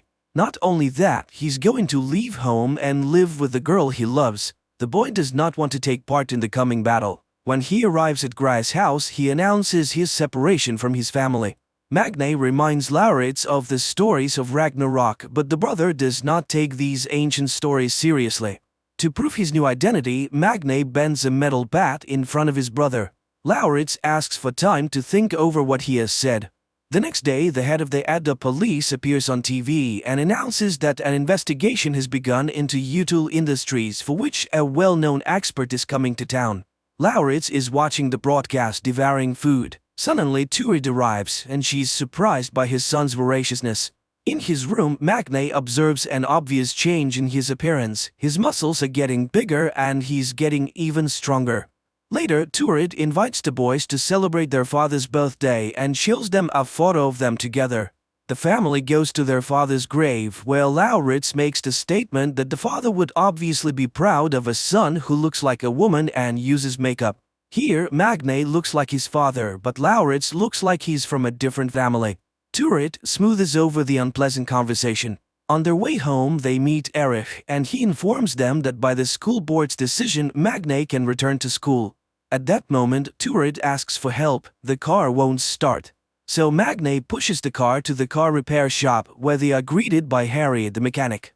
And there, Magne gets a clue where he can get the hammer. In the meantime, Vidar is watching a report on TV about the barrels found, while the women take the ancient weapon down. Saxa is annoyed by her refusal to take her in, since she is a member of the family. Agreeing to this, Vidar takes her to the factory and shows her the production when suddenly police arrive. Vidar acts arrogant and defiant. But the girl smooths over her father's behavior at a crucial moment, apologizing for the problems she has caused and promising to do everything she can to solve them. Her father has to admit that she's right. Meanwhile, Magne makes a drawing of Thor's hammer. Turid in the meantime comes to the store and apologizes to Venke for the words she spoke. And the woman asks her to inform his son that he will meet the god on the bridge, for which he must remember Volva's ancient prophecy. Hearing these words, Magne runs to the bridge. He memorizes the first words of the prophecy and tries to read them to passers-by. But everyone just passes by, except Iman, who takes Wotan out for a walk. Magne reads a few lines and the girl continues the text. They go home to Magne and the girl tells him how Wenke activated her powers, saying she was special. Then she tells him to find the chief warrior and help him. Meanwhile, Lauritz arrives at the grill cafe and meets the waiter. He unmistakably identifies the guy as gay and shows his sympathy. Meanwhile, Magne tries to find out about Iman's powers, but the girl can't recall anything supernatural. Back at home, Lauritz shares his hopes with his mother and informs her that young people are coming over tonight to have a party. At this moment, they hear very distinctive noises from Magne's room. Mother and son smile. Apparently, Magne has found himself a girlfriend. But it turns out that the boy, demonstrating his strength, has to put Iman on a chair and lift her up with one hand while she bangs on the ceiling and screams. In the evening, fun reigns in the turret house, to which Gry and Fjord also come. And Iman finally finds her power. She can make anyone do what she wants. And she demonstrates it on one of the guys who, at her command, brings her a drink by moving on his knees. She seems to be the embodiment of the goddess of love and fertility, Freya. Laurit's new mate never arrives, and the distraught lad complains to his mother, he's just ugly. Tipsa Turret reveals the truth to her son. In the morning, Iman and Magne arrive at the workshop, and the girl uses her powers to force Harry to make a hammer from Magne's drawing. In the meantime, Turret goes to Vidar and confesses to him that on the one night they once spent together, she became pregnant. And now is the time when Lauritz needs a man's support very much. And Vidar, thanks to woman. In the evening, on his way home, Magne sees Vidar embracing Lauritz.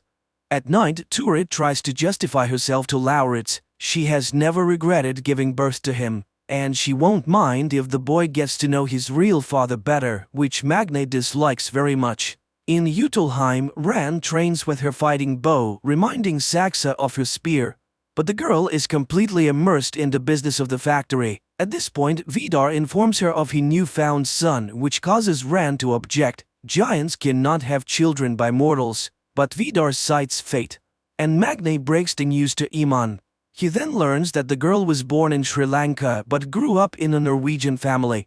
She boasts that she can get anything she wants with her powers, which provokes Magne's condemnation. The powers were not given to get new clothes or cheat shopkeepers. At this point, Harry brings the hammer. Lauritz comes to Vidar and he offers to take a motorcycle ride. Meanwhile, Magne and Iman are going to test the hammer, for the real one must always return to Odin. But the hammer just takes off.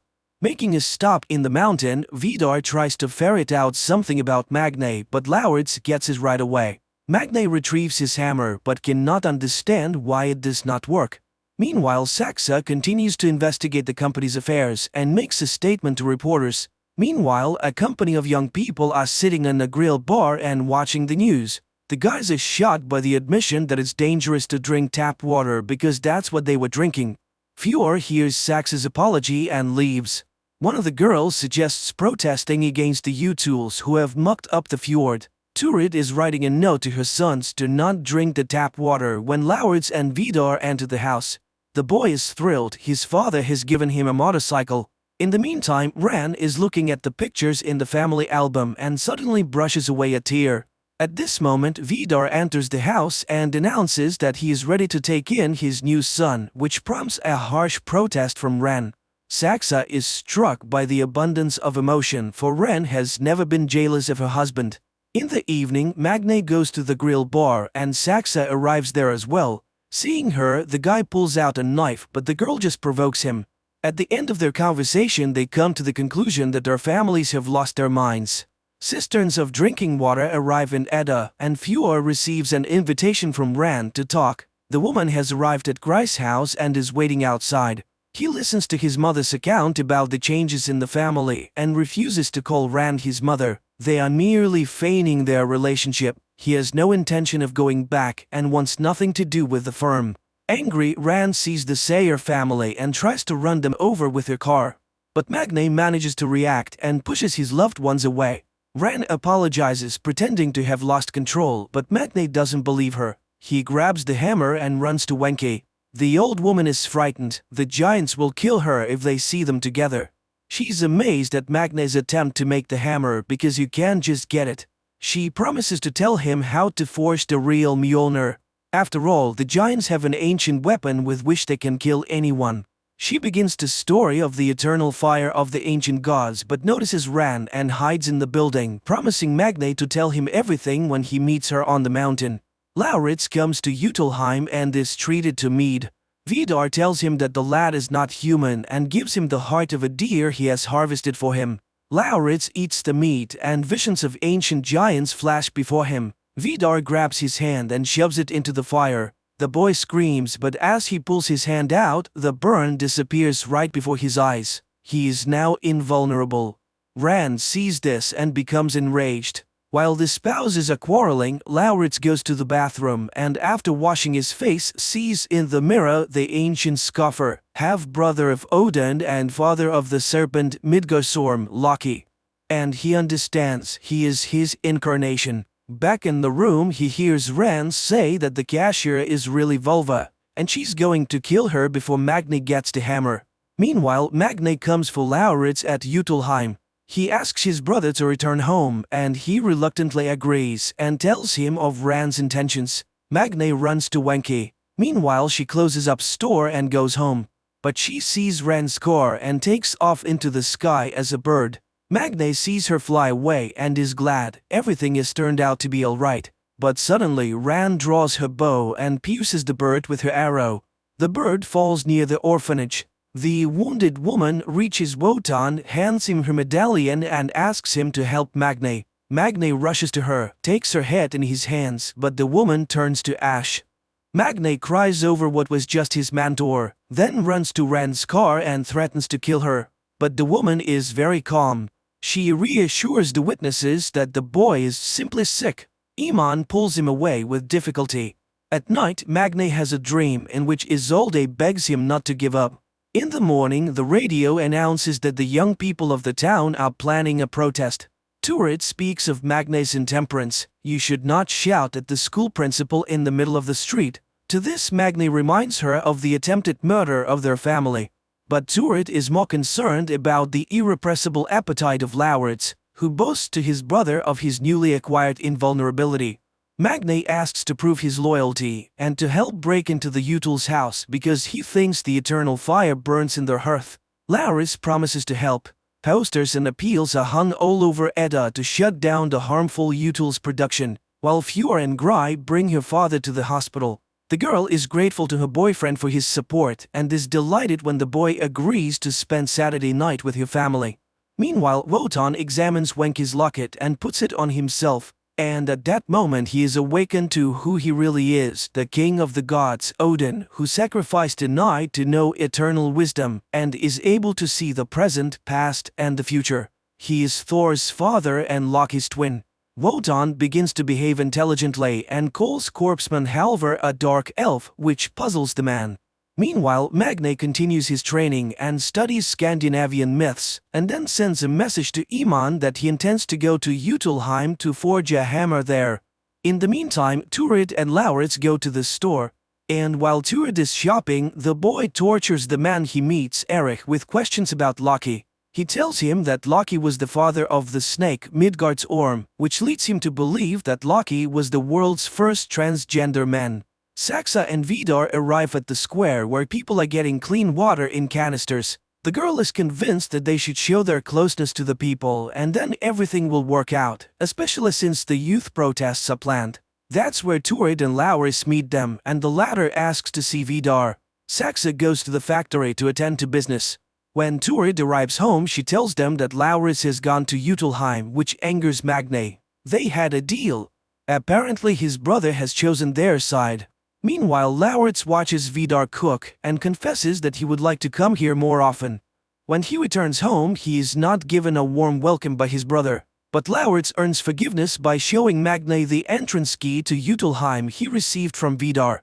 Meanwhile, there is a dinner party at Gry's house. The father makes a lot of jokes and thanks everyone for what they have been in his life. Gry does not understand what's going on but is glad for a good evening. In the evening, the brothers enter the Util house when no one is there. Magni sticks his hammer into the burning hearth, with absolutely no idea what's going to happen. And when nothing happens, Vidar walks through the door. Tripping over the backpack left by Magni, Util pulls out the hammer. Magni has to come out and admits it's his thing. Vidar realizes what they were up to and kicks the guys out.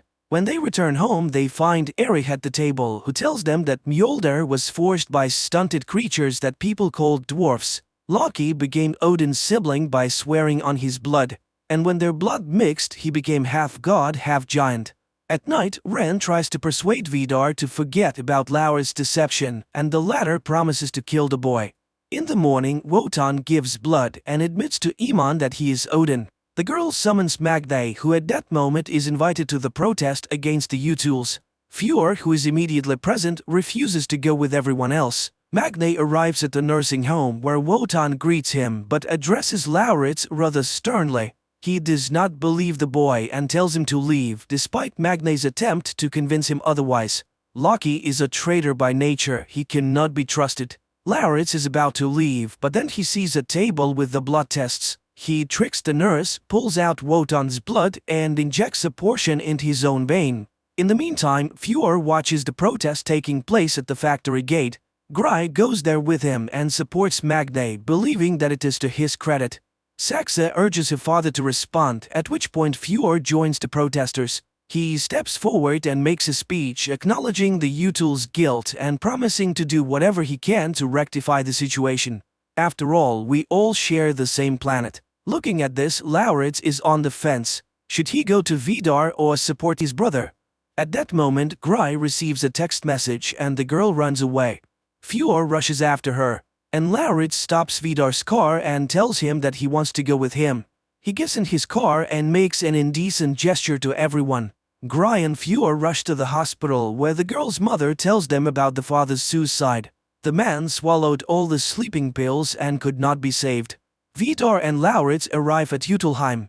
The father tells the boy about how the people used to worship them and carry gifts. He demonstrates to the boy that he can change his appearance. So when he supposedly grew old, the place was taken by his son. Vidar was willing to do anything for him, even making him invulnerable. The truth is, there is a weapon that will kill anyone. Giants do not forgive treachery. Suddenly, Magne bursts into the house. He will not let his brother be hurt. Armed with the axe, Vidar rushes at the lad. A fierce fight ensues, with the enemies exchanging blows. While delivering the next blow, Vidar drives the axe into the wall. Magne pushes the man away, and he lands on the edge of the axe sticking out of the wall.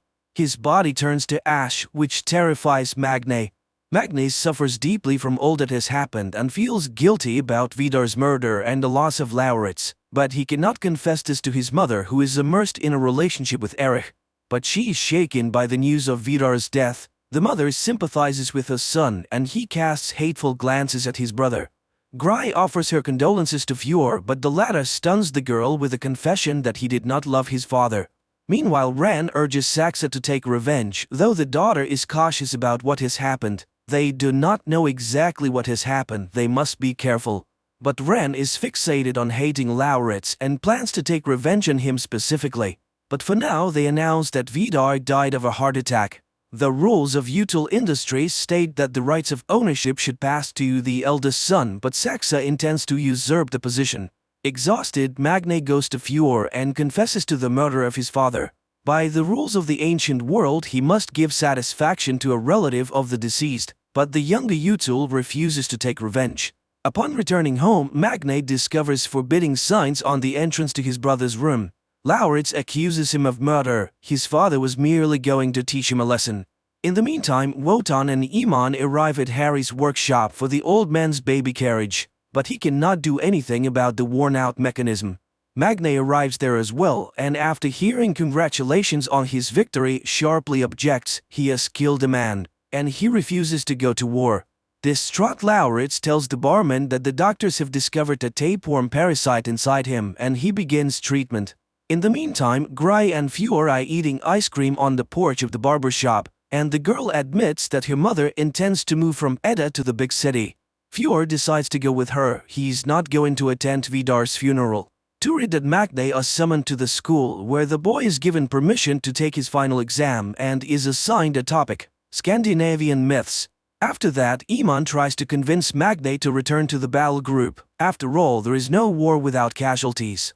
Besides Vidar, there are still giants left, among them his brother. Hearing about Lauritz, Magne loses his temper, and his brother, watching the conversation from afar, sees lights sparking everywhere.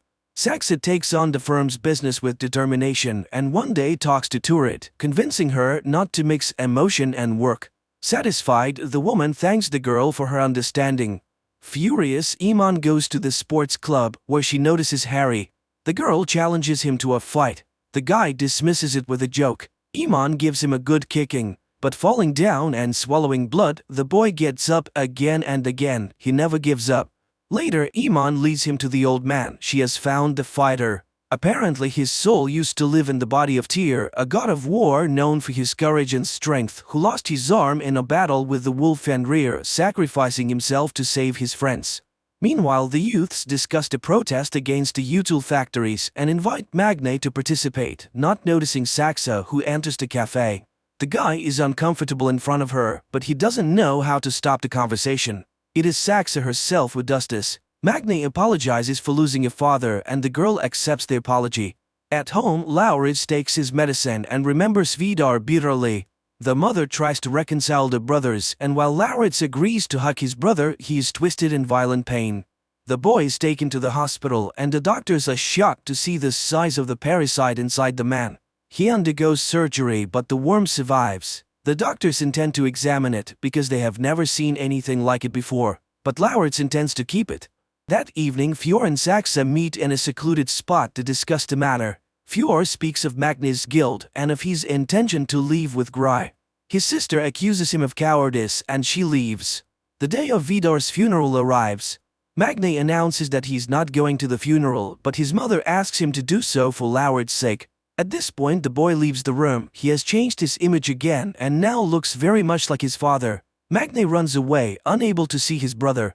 He comes to the mountain and asks for his powers. He has killed the man and lost his brother. Receiving no answer, Magne goes to the church where he's rebuked by Laurits, who sits in the pew of the Util family.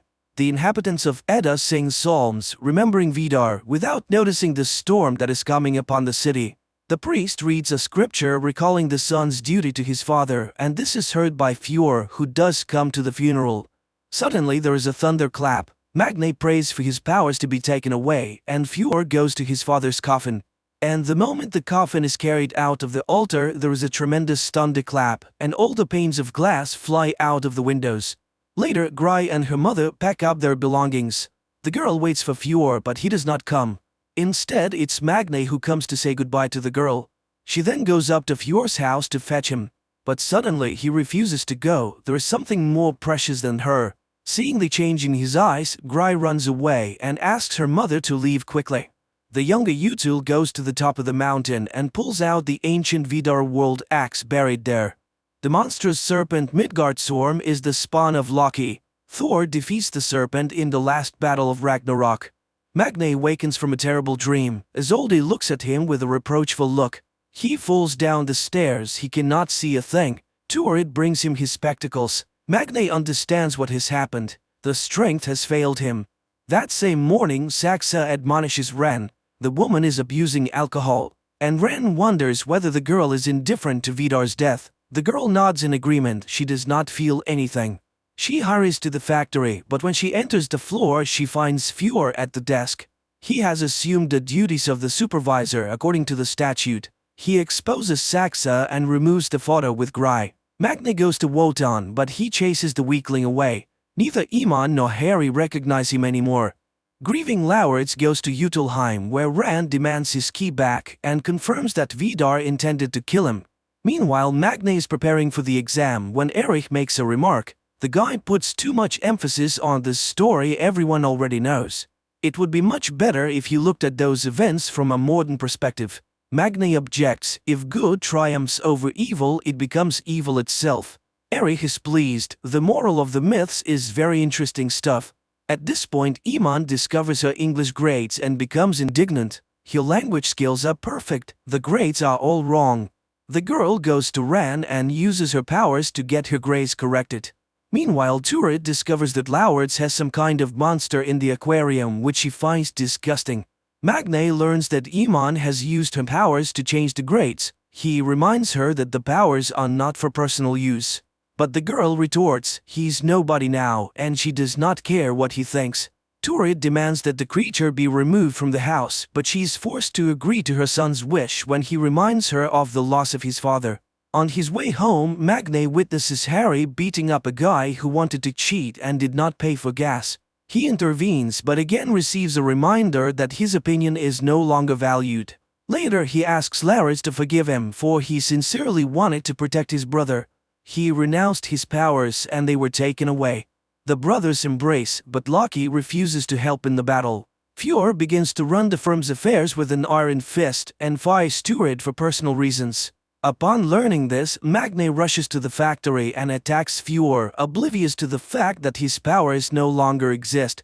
Utul ends up beating him and leaving him lying in the parking lot, telling him he doesn't even deserve to die. The battered lad goes to Wotan and asks for permission to rejoin the ranks of the fighters on the condition that he won't kill, but he's reminded that there is no other way of doing it. After Fjord's return, Ran takes his side, especially since Magne has lost his powers. Now the company is the first priority.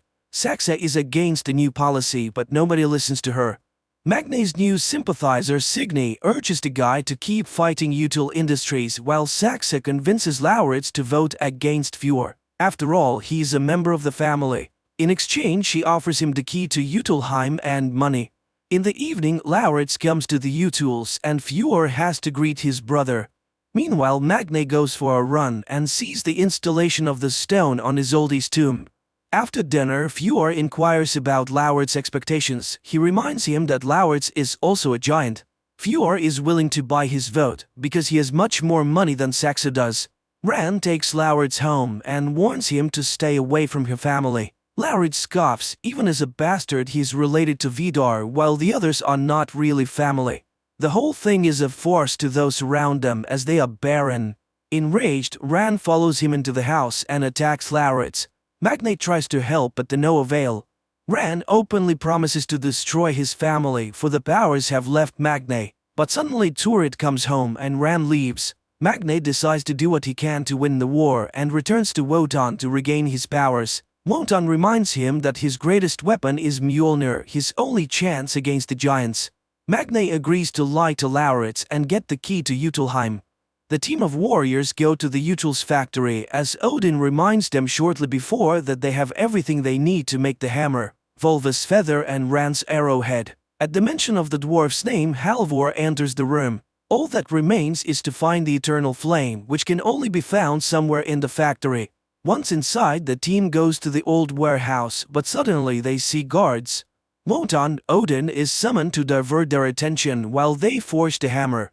The old man comes out into the light and pretends he can't walk. The guards are puzzled, but remembering their orders to guard this building particularly closely, they take the old man to the gatehouse, reporting the incident to Fjord.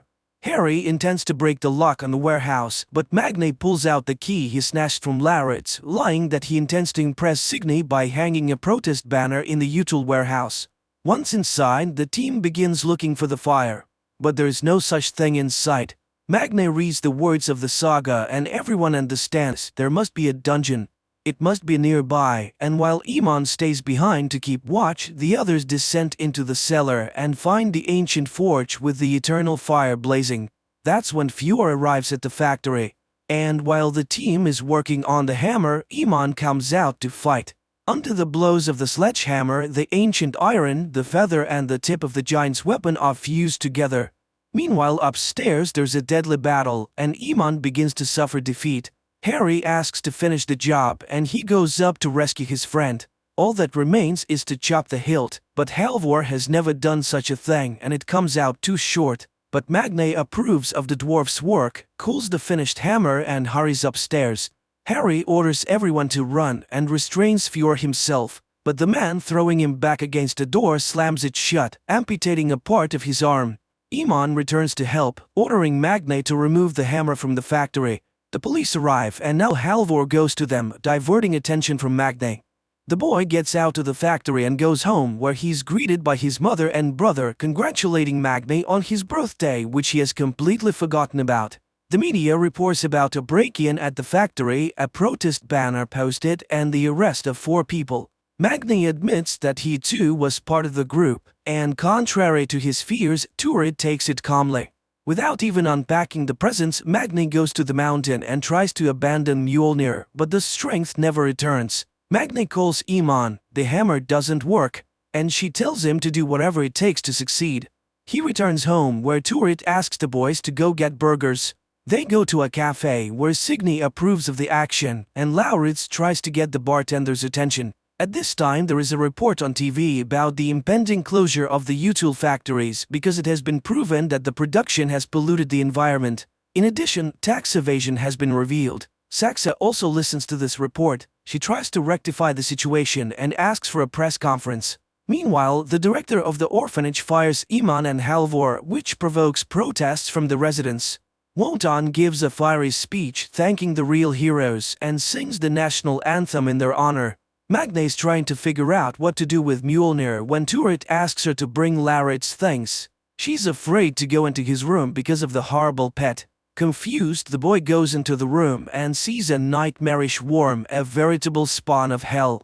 Lauritz arrives at the cafe where Iman and Harry are resting and catches the bartender in the arms of the expert. The disappointed guy walks away. Meanwhile, Fjord announces that he's moving his production to Asia where governments are more loyal to business. Turid goes to work at the store for the first time that day. Meanwhile, many residents of Edda are afraid that they might lose their jobs and homes. Lauritz, who has given up hope of finding love, feeds his worm while Magna rereads the ancient tales of Thor again and again. And suddenly it hits him. Thor was created by lightning. And then there is a news announcement on TV that the Norwegian government is backing down on closing the U-Tools factories as it realized that it will lead to massive job losses. Besides, the owners have promised to fix the spill. Fjord celebrates his victory while Magna is outraged. His rage electrifies the air around him. He then hears a knocking sound coming from his room. The boy rushes upstairs, sees that the window is open and the hammer is twitching. He picks up Mjolnir, and at that moment Lauritz enters the room too. Lauritz realizes that his brother lied to him. He crafted a weapon that can kill him too. Without answering, Magna goes out into the storm, extends the hammer to the sky, and awakens Mjolnir, holding it in the air until lightning strikes it. His powers return. In Jotunheim, Fjord and Ran learn that Saxa has given the key to Lauritz and punish her for her treachery. After that, they leave to kill the boy. Magna goes to Jotunheim to face Fjord but finds Saxa beaten. She sees the hammer and he suddenly feels sorry for the wounded girl. But she does not tell him anything about her family's intention to kill Lauritz. Meanwhile, Lauritz is home alone and hears the enemies approach the house. Saxa tries to persuade Magna to act together while Lauritz hides in the kitchen. Ran does not notice him. Magna understands Saxa's intentions and Ran hears the sound the worm makes in the room. Thinking she has put Magna's vigilance to sleep, Saxa rushes for the hammer, but Magna is ahead of her and is ready to drop the hammer on her head. Meanwhile, Fjord catches Lauritz. In Jotunheim, a spark flashes between the young men and they grow close.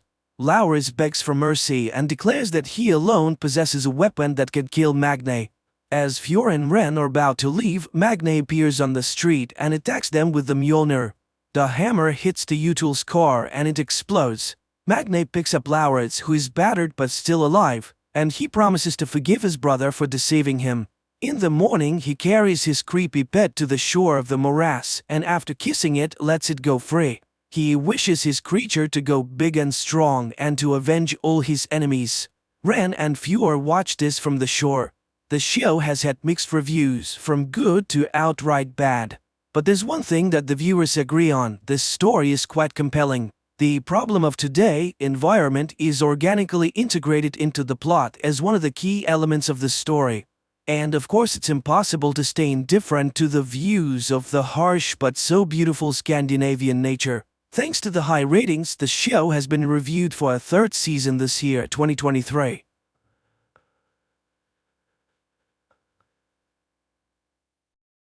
Sunny Atlanta. The 13th day of quarantine in the city is on the brink of extinction. Panic and horror surround those who have managed to survive. No one understands how it will all end, but how did it all begin? 2 weeks before the current events. An ordinary day in Atlanta does not portend anything unusual. The city is bustling with life. Elementary school teacher, Caddy Frank, brings her students on a field trip to the local hospital. At the same time, on one of the floors of the clinic, Dr. Sanders finds herself in quarantine due to an unknown illness. The woman remembers that shortly before the first symptoms appeared, she had contact with a patient from Syria who was sick. In another part of the city, Jenna also feels unwell, but not because of the virus. She is anxious about moving in with her boyfriend Alex.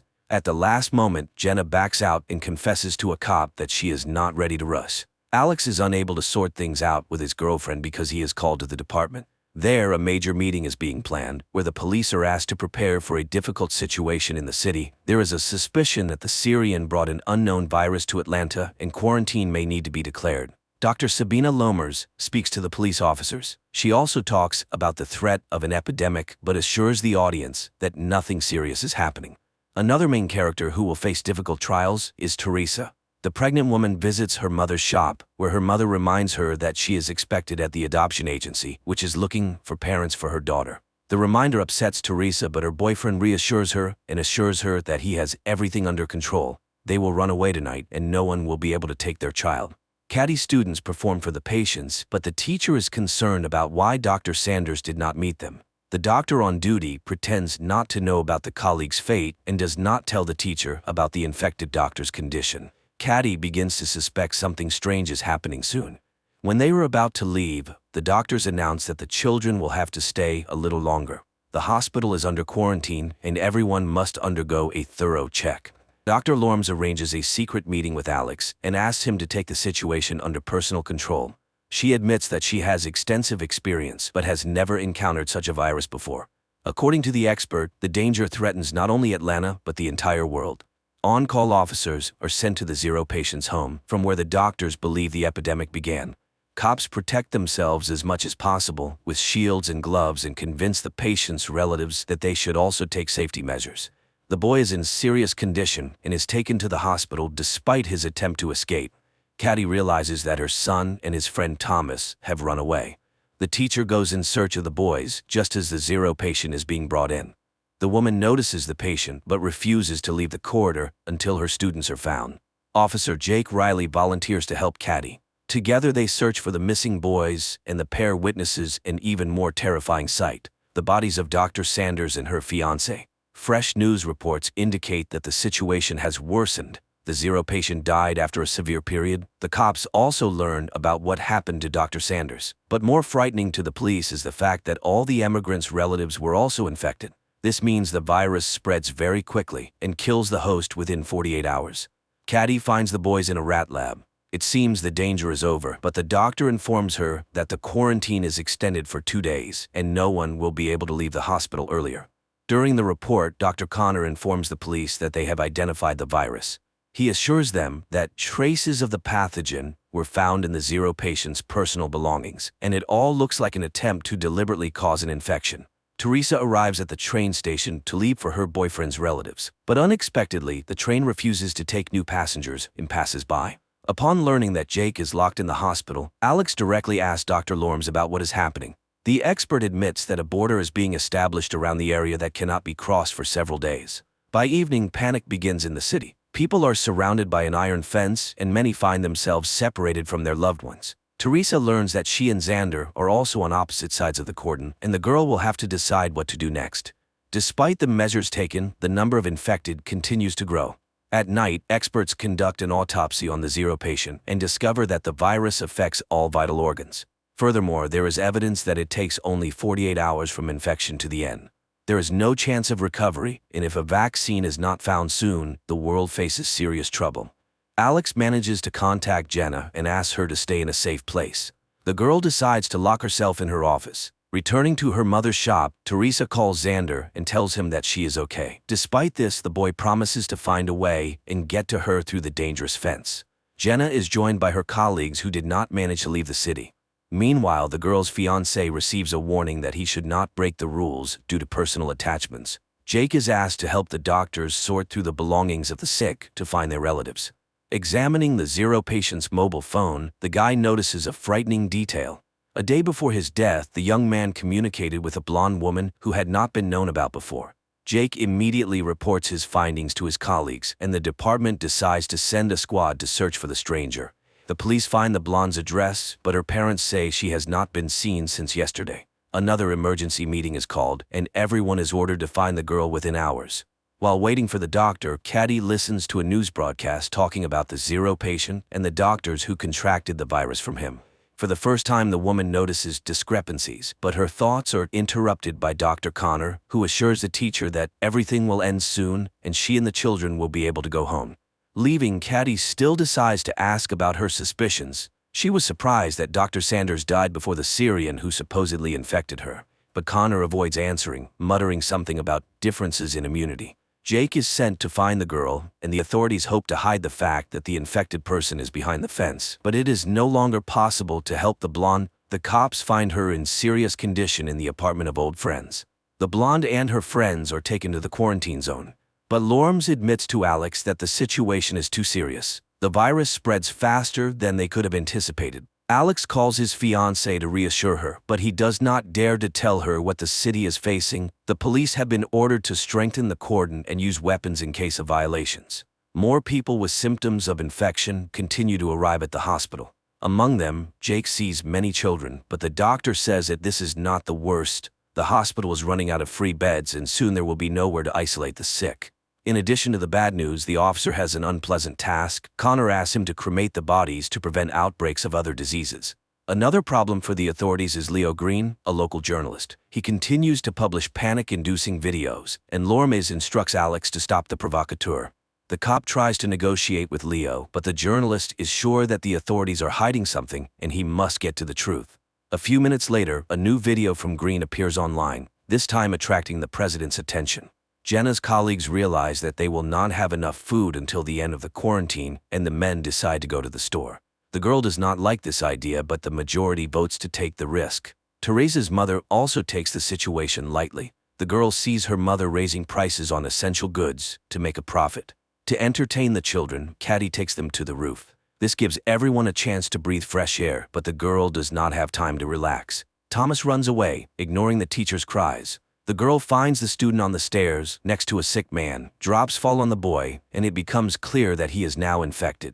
Thomas is sent to isolation, and the teacher blames herself. She tells the doctor that she promised the boy's father to take care of Thomas, but let him down. The men return with full bags of groceries, but Jenna does not let them into the office. She notices that her friend took off his gloves, meaning he could have brought the virus on his hands. A customer who was charged too much brings her friends. They raid the store, but Teresa's mother is saved by Jake's appearance, who received orders to patrol the city. Caddy finds Thomas's ward empty. She catches up with the boy at the hospital exit, and his father refuses to leave his son in the quarantine zone. The doctors have no choice but to let the patient go. Alex's pleas have no effect on Leo, and in pursuit of a hot story, he allows his colleagues to leave the closed area. He is not even frightened by the fact that one of the girls has symptoms of the disease. Alex and Jake manage to meet secretly on neutral territory. Both guys are nervous, but they have to work together. Leo Green tells the whole world how to leave the closed area. The police have to hold back the crowd while workers cut the ladder. This leads to serious riots, and the cops have to open fire to kill. To prevent such incidents, the government shuts down the internet and phone communication, depriving everyone of the only joy, talking to each other. Caddy accidentally enters a closed room and learns the truth about the number of victims. Among them are her students. At the same time, Jenna also tries to get to the truth, and she assembles a radio phone to call Alex. The girl has to climb to the roof to get the antenna, where she meets Sam, a technician who hid on the roof to avoid infection. Alex changes partners and goes on night duty. In the middle of the night, he notices an intruder and asks him to stop.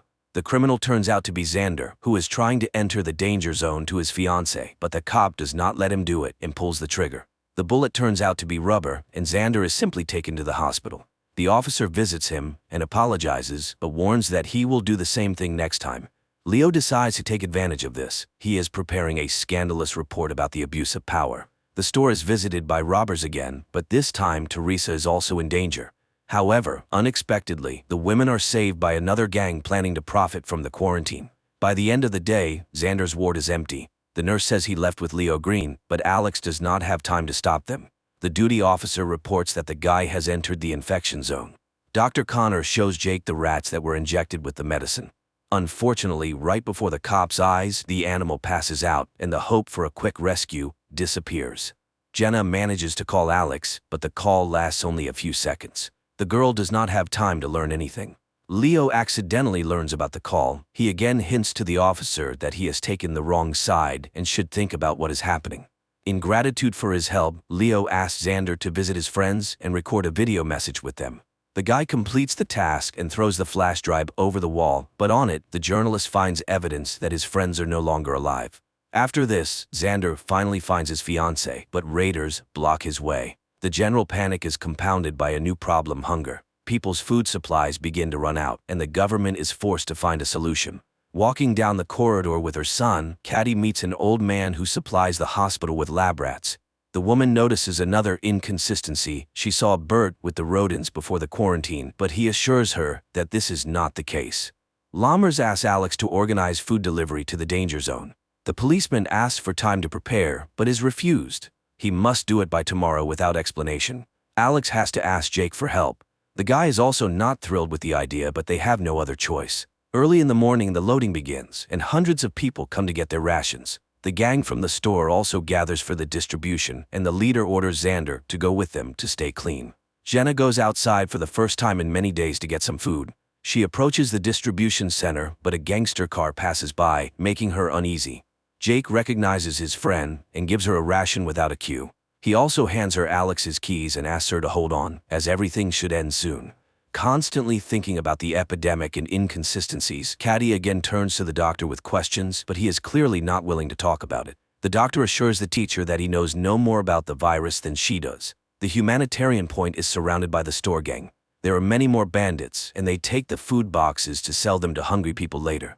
Alex is furious that the leadership did not listen to him, and the products fell into the hands of bandits. But Lammers does not see this as a problem. She believes that residents still have a chance to buy food and satisfy their hunger. Jake's partner turns out to be infected, and the officer offers him help, but the officer refuses to go to the hospital. He knows that no one can help him, and decides to solve the problem on his own. Returning to the shelter, Jenna falls into the hands of other bandits who also try to take the box. The woman is saved by Sam, whom she recently refused to let into the office, but the friends remember Jenna's recent act and, despite everything, do not let her or Sam into the clean zone. Alex and Jake meet again, and the senior partner admits that he no longer trusts the leadership. He tells his friend that, due to the robbery, he had to leave his subordinate in the danger zone. At this moment, this very subordinate calls Chief Besser and reports that their plan worked. Jake tells Caddy that she was right, something is being hidden from them. Dr. Sanders and her boyfriend had no personal belongings, but the conversation has to be postponed. Thomas's sister is admitted to the hospital, asking the teacher to find the boy. Their father died, and Thomas is left alone. Alex also begins to doubt the leadership's honesty, and he goes to Leo's house to hear his version. He finds a journalist drunk, but the guy comes to his senses and promises to help in the search for answers. Despite Jacob's persuasion, Caddy goes in search of Thomas. The gang is joined by the very cop sent by the police chief. He promises the bandits a radio phone in exchange for being accepted into the group. Thomas is not at home, but Caddy discovers her son, who secretly followed her. Quentin tells his mother that he knows where to look for his friend, and the company heads to the baseball field. The search for the truth has to be postponed. Alex is tasked with removing a man from an empty house who is preventing it from being demolished. The cop has to spend a lot of time talking about the happy past the city has lost. Teresa's mother helps the lovers escape. She gives the couple a bag of baby things and tells them to wait for her in a safe place. The company finds Thomas's things, but they are surrounded by a crowd of crazy racers. Jake has to open fire, and only then do the young people continue to search for the boy. Caddy finds her son and his friend, but they are near an infected man. The teacher is frightened, but Thomas assures her that he cannot get infected. Xander and Teresa come to Jenna's office and ask for shelter. One of the girl's friends is against the couple entering, but Jenna lets the guests in without his approval. Thomas is placed in isolation, but Caddy has hope that the boy indeed has immunity and can save everyone. During the meeting, Alex hands Jake a flash drive with a damaged file. If it can be restored, they will learn the truth, but only Jenna can do it. In return, the officer also receives a memory card with a message for the old man from the empty house. When he delivers the message, the stubborn man cannot hold back his tears. Teresa sorts through the baby things and finds the radio phone her mother stole. At that moment, the phone's owners appear at the door, holding a gun to the girl's mother's head. The company has to open the door, but the bandit refuses to take the phone and leave. He demands that Teresa and her boyfriend go with him. Unexpectedly, Jake comes to the rescue. He convinces the gangster to leave and leave the office alone. Alex sees hundreds of people moving in an unknown direction, but no one can say where they will be placed. Jenna tries to open the file, but it is severely damaged. The girl does not have time to do anything with it. New guests appear in the office, a gang wanting access to prohibited drugs. The company begins to strengthen their shelter, but the intruders find weak spots through which they manage to penetrate inside. Tony decides to take a risk. He goes down to negotiate with the criminals, but the negotiations fail. The elevator returns Tony with an axe in his back. In addition to the deceased guy, one of the attackers enters the office, but he does not have time to harm anyone. The guy is infected and collapses at the entrance to the room. Jenna finally manages to restore the file, but the girl does not have time to watch it. The power goes out in the office, and all the doors are locked. To restore power, Jenna has to leave the shelter and go downstairs. Meanwhile, the bandits almost manage to open the elevator doors, but the girl raises the switch in time. On the way back, Jenna takes the radio phone and calls Alex. Talking to his fiancée, the officer hears her being attacked. The girl manages to break free and return to the office, but the intruders do not retreat and try to cut through the door. The company has no choice but to come up with the craziest plan.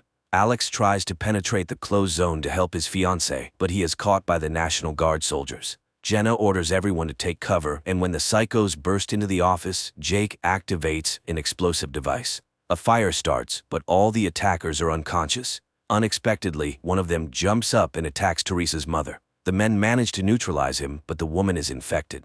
Alex is arrested, but unaware of this, Jenna asks Jake to call her fiancé and calm him down. She also mentions that the phone the bandits had has a government military number and they need to figure out how it ended up in the infection zone. Teresa's mother leaves. As a farewell, she asks her daughter for forgiveness for not wanting to accept her child. More than 48 hours have passed since Thomas's contact with the infected, and the boy continues to look healthy. His DNA is implanted in rats to try to create a vaccine.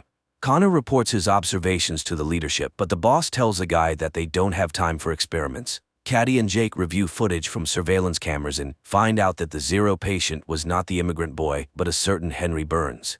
He came every morning to secretly meet with Dr. Sanders, and judging by the man's behavior, he knew about his illness. Dr. Connor allows Thomas to leave and informs everyone that the boy does not just have immunity, his body defeated the virus. This means that based on his DNA, they will be able to make a cure for the unknown virus. Jenna leads her friends to a church under which there are ancient tunnels. The girl plans to lead the group out of the cordon through them to safety. Alex tells Leo everything he learned from Jake, but the journalist cannot find any trace of Henry Burns.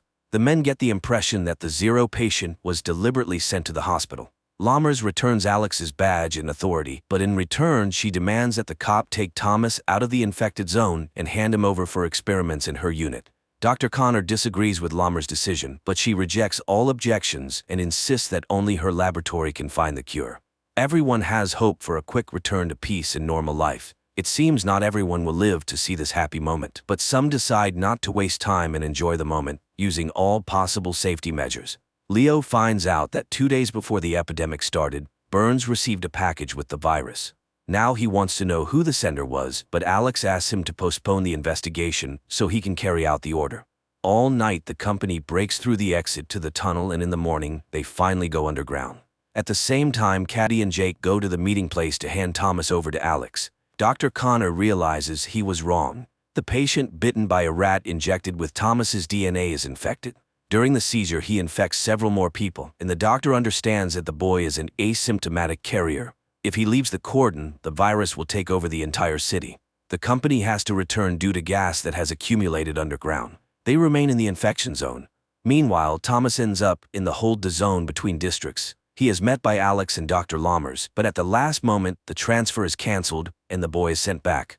While Alex tries to figure out what to do next, he receives a voice message from Leo. The journalist claims that the virus was created by Connor. Alex and Lammers remain in quarantine in the container between the zones. Thomas is returned to the clinic and quarantined to figure out what to do next. Jenna's company returns. The group could not go underground due to accumulated gas, but the office is empty. Teresa and Xander left to find a cleaner place. On the main street, the guy begins to suspect he was wrong. Hundreds of protesters are holding a rally demanding to be released from the infected zone. Xander tries to protect the girl from the crowd, but Teresa sees her mother in the crowd and tries to break through to her. Not wanting to risk his pregnant girlfriend, the guy decides to check who she saw in the crowd. Jake arranges a date for Caddy, and the couple has a great time until a frightened Quentin runs into the room. The boy says that old man Ray took the other children and led them out of the hospital to break through with the others. Leo meets with an ex-girlfriend and asks her to get Connor's call details. He has no doubt that the doctor's to blame, but to prove it, he needs facts. Xander realizes that Teresa was mistaken, but as a result, he encounters an infected person. The boy manages to escape. Unlike Bert, the old man has his box of medicine taken from him and falls to the ground. The street riots intensify, and a squad is sent to the danger zone. Lammers tries to stop the captain, but he does not listen to the doctor's orders, and several vehicles head through the cordon. Jake finds Ray, but the girl he took with him is not there. The old man abandoned her because of virus symptoms. Caddy spots Mary before Jake can tell her about the infection, and the woman takes the child into her arms despite the blood. The crazed crowd pushes Teresa to the ground. Xander runs to her but is afraid to touch his girlfriend for fear of infecting her. When Jake finds his friend, it becomes clear that she is now also sick. Caddy realizes this from her boyfriend's look and upon returning to the hospital, tries to wash off all traces of the infection. Leo gets the information he needs, but it does not match his assumptions. Moreover, his friend tells the journalist that Burns called someone on an encrypted phone that only high-ranking officials can have that day. Susie, Jenna's friend, confesses that she is expecting a baby. Going for a test to check this, Jenna meets Xander and Teresa, who stayed on the street after the riot. Caddy ends up in isolation, and Jake tries to support her, but the girl's nerves can no longer withstand it. After 48 hours, Dr. Lammers and Alex are released from the container. There are only 8 hours left until the end of Caddy's quarantine. At the same time, Teresa's baby is about to be born. Alex visits Leo and finds out that on the day of the infection, Burns did not call Connor, but Lammers. There is no doubt that she started the epidemic for some personal purpose. Dr. Connor conducts his first round after leaving isolation. When he reaches Caddy, he admits that he cannot release her. The onset of symptoms has increased, and 48 hours is no longer a guarantee of health. The soldiers who participated in stopping the riot were infected. Lammers reports this to the journalists, but she promises to find a cure and save the country. At Alex's request, Jake inspects the apartment of Leo's friends, who were also investigating. There he finds ashes, all that remains of the documents and evidence. When friends meet to discuss this, Alex realizes that Lammers and the police chief are involved. Dennis, the father of Susan's child, returns to the office, but the man shows signs of infection on his face, and the company refuses to let him in. To make it easier for the man, Susan tells him that there was a mistake. She is not pregnant, and he has nothing to blame himself for. Alex meets with the chief and says he knows the truth, but it turns out that Besser did not know that Lammers released the virus into the masses. Jenna and Susan fail to ease Teresa's pain, but as usual, Jake appears at the right time. The guy calms the young mother and helps her daughter be born. Alex asks Leo not to publish material against Lammers until they have substantial evidence. An argument begins between the men, and the journalist agrees to wait no more than 2 hours. Not wanting to waste time, Alex goes directly to the doctor and asks her to resign. Lammers tries to intimidate the officer, but when she realizes he is not joking, the woman promises to hold a conference and leave her post. Teresa shows Xander their daughter, and the baby is placed in a crib made of boxes. Jake tells Caddy about this joyful event, but the girl's delight is overshadowed by a cough with traces of blood. Lammers gives a press conference, but does not admit her guilt. She claims that Dr. Connor accidentally released the virus. Still unaware of this, Connor conducts experiments and tries to find a cure. Jake asks him to try to save Caddy, and the doctor agrees to give her a trial dose of serum from Thomas's blood. Old man Bert regains consciousness and discovers that his leg is broken. Despite this, he finds the box of medicine and tries to get home, where his wife has been waiting for him all this time. Connor learns what Lammers did. He does not understand why his colleague did this to him, but despite this, the doctor does not give up trying to save Caddy. Giving her the injection, Connor tells the girl how the virus penetrated their clinic. Jenna meets Bert and gives him her water. She also gives the old man a cart so he can finally reach his wife. After the injection, Caddy gets worse. She is tormented by nightmares and barely waits until morning. To support his friend, Jake brings a TV and invites her to the movies. The couple spends the whole day together, but Caddy gets worse again, and she decides to confess her love to her boyfriend, fearing that there may not be another chance. Jenna tells her friend about her conversation with the gangsters. Trader Miz offered her a route to the healthy zone, but it is very expensive. Sam agrees to contribute his share, but only if Jenna agrees to leave the others and go with him. Alex goes to Leo's apartment, which turns out to be empty. After losing, the journalist refused to fight Lammers, but later the cop receives a pizza from a friend in which Leo left him a note with an address and a key. Caddy gets worse by the minute, and Jake prepares to say goodbye to his friend. He asks the doctor to help him put on a protective suit, and when the girl falls to the floor, the boyfriend takes her hand to ease her suffering. The doctor tells Jake that he can say goodbye to Caddy's body, which is waiting for cremation. For the first time since their acquaintance, the guy manages to touch his friend's face without gloves. Jenna tells her friends about the opportunity to leave and suggests finding the money. But Teresa refuses to go. She wants her daughter to grow up a little. Arriving at the address Leo sent him, Alex finds evidence that will help him punish Lammers. Teresa, Xander, and their newborn daughter reach Bert's house, Teresa's grandfather. The young mother plans to stay at her relative's house until the end of quarantine, but seeing the empty shelves, Xander insists that they must run. Alex learns about a certain Catherine Hops, whose son was connected with Lammers. From her, the man learns the address of the laboratory and heads there. While Dr. Connor tries to create a cure, news about him spreads throughout the zone. A gang breaks into the clinic wanting to punish the doctor, but Jake convinces them that he needs to be protected to be the first to get the vaccine. This is the last thing Jake can do before leaving. He decides to run through the cordon to save Quentin. Alex inspects the abandoned lab and finds solid evidence of Lammer's guilt. He accuses her and names a True Zero patient who fell ill several years ago. This time, Lammers does not argue. She admits she created the virus and believes it is needed for the country's safety. But now she asks Alex to postpone the battle and focus on fighting the virus, which has now crossed the cordon. An attack occurs in the hospital, and one of the gangsters becomes infected. Dr. Connor has to give him the test drug. It is his only chance not to become a victim of the bandits. Jake prepares Quentin to cross into the healthy zone and promises to find him as soon as it is all over. Jenna's company also prepares to go underground to cross the cordon. At the same time, the body of the boy who tried to take the risk is examined and an army is assembled so that no one else can cross the border. To prevent illegal crossings, the tunnels are mined and blown up. Alex tries to stop it, understanding that there may be people there, but the captain refuses to make concessions. Unaware of the government's plans, Ms. orders the fugitives to prepare to descend into the tunnel. Meanwhile, at the hospital, Dr. Connor transfuses Thomas's blood to the infected gangster, hoping this will cure him. Despite all attempts, the gangster cannot be saved. Because of this, Jake has to save the doctor. The gang leader cannot forgive him for the loss of his brother.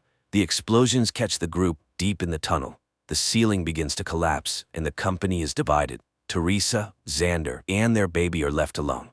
Connor finds a way to make the medicine, but for this he needs people with the same blood as Thomas. Jake tries to find volunteers, but no one wants to participate in the dangerous experiment.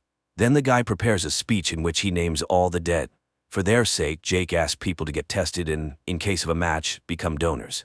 Ms. leads the group to a dead end, but the guide does not give up and looks for new exits. Alex learns about this and asks Lammers to stop the explosions and bring people to the surface. As an exception, Lammers promises the officer 1 hour. After that, all tunnels will be destroyed. Jake's words convince people and they gather to get tested.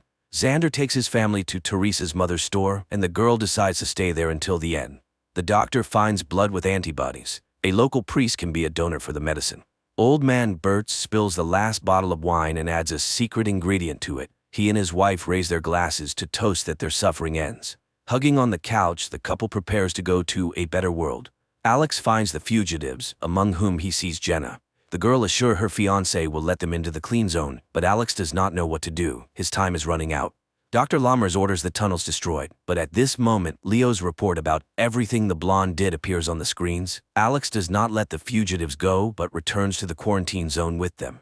And Jake, scattering Caddy's ashes over the city, prepares for a new battle with the virus that changed the world.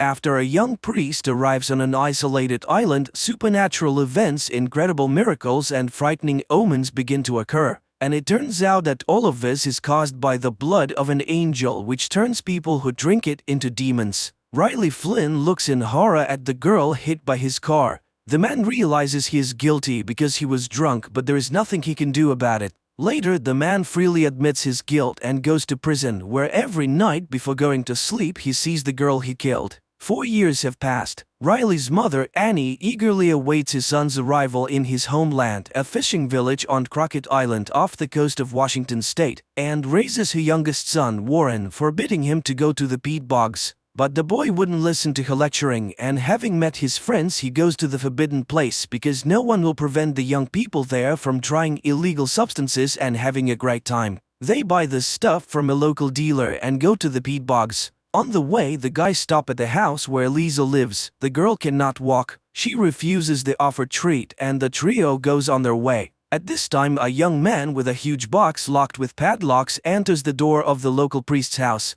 The boys get into a boat and make their way to the far shore of the island. It's already dark, so when they hear a sound of huge wings, the boys mistake them for a giant heron taking off. The peat bogs are also teeming with stray cats that were brought here from the mainland, and they feed on old remains because up until the 1920s people buried their dead right in the yards. And now when the peat bogs get flooded, those remains resurface. Warren knows this because after storms, all this creepiness washes ashore where their house stands. The boys settle in their usual spot and after taking some revelatory substances start telling tales about local ghosts. At that moment loud cat cries are heard from the bushes and Warren, shining his flashlight in that direction, sees two burning eyes following them, but they immediately disappear and the boy forgets about the incident. In the morning, Riley arrives on the island. Annie meets her son and apologizes for his father and younger brother who could not meet him because they were out fishing. Meanwhile, the ferry is met by a zealous parishioner, Bev Keane, who is concerned about the long absence of Father Pruitt, but the priest is not on the ferry. Meanwhile, teacher Erin Grin undergoes an ultrasound examination of the unborn child and the doctor assures her that there is nothing wrong with the baby. The women pay attention to Riley, from which they are distracted by the appearance of the doctor's elderly mother who suffers from dementia. Annie introduces her son to the new sheriff and the latter greets the boy. The sheriff then wakes up the only detainee, local alcoholic Joe, who came running in the night screaming that a huge albatross was chasing him. The sheriff releases sobered up Joe and he walks out to his dog who has been waiting for his master at the exit all night. Bev, who is passing by, is indignant. The dog is dangerous, it could attack, but they don't listen to her. Meanwhile, Riley and Annie reach their house. The woman shares her problems. There has been an oil spill accident and now fishermen can only catch fish according to their quota. Naturally, this causes money problems. Previously, hundreds of families lived on the island, but now there are only dozens left. In the meantime, there is a meeting at the school because a storm is coming to the island very soon and it is necessary to make sure the shelter is ready. The new sheriff calls for it to be equipped in the school, but Bev objects. Everything has been ready in the church for a long time and there is no need to change anything.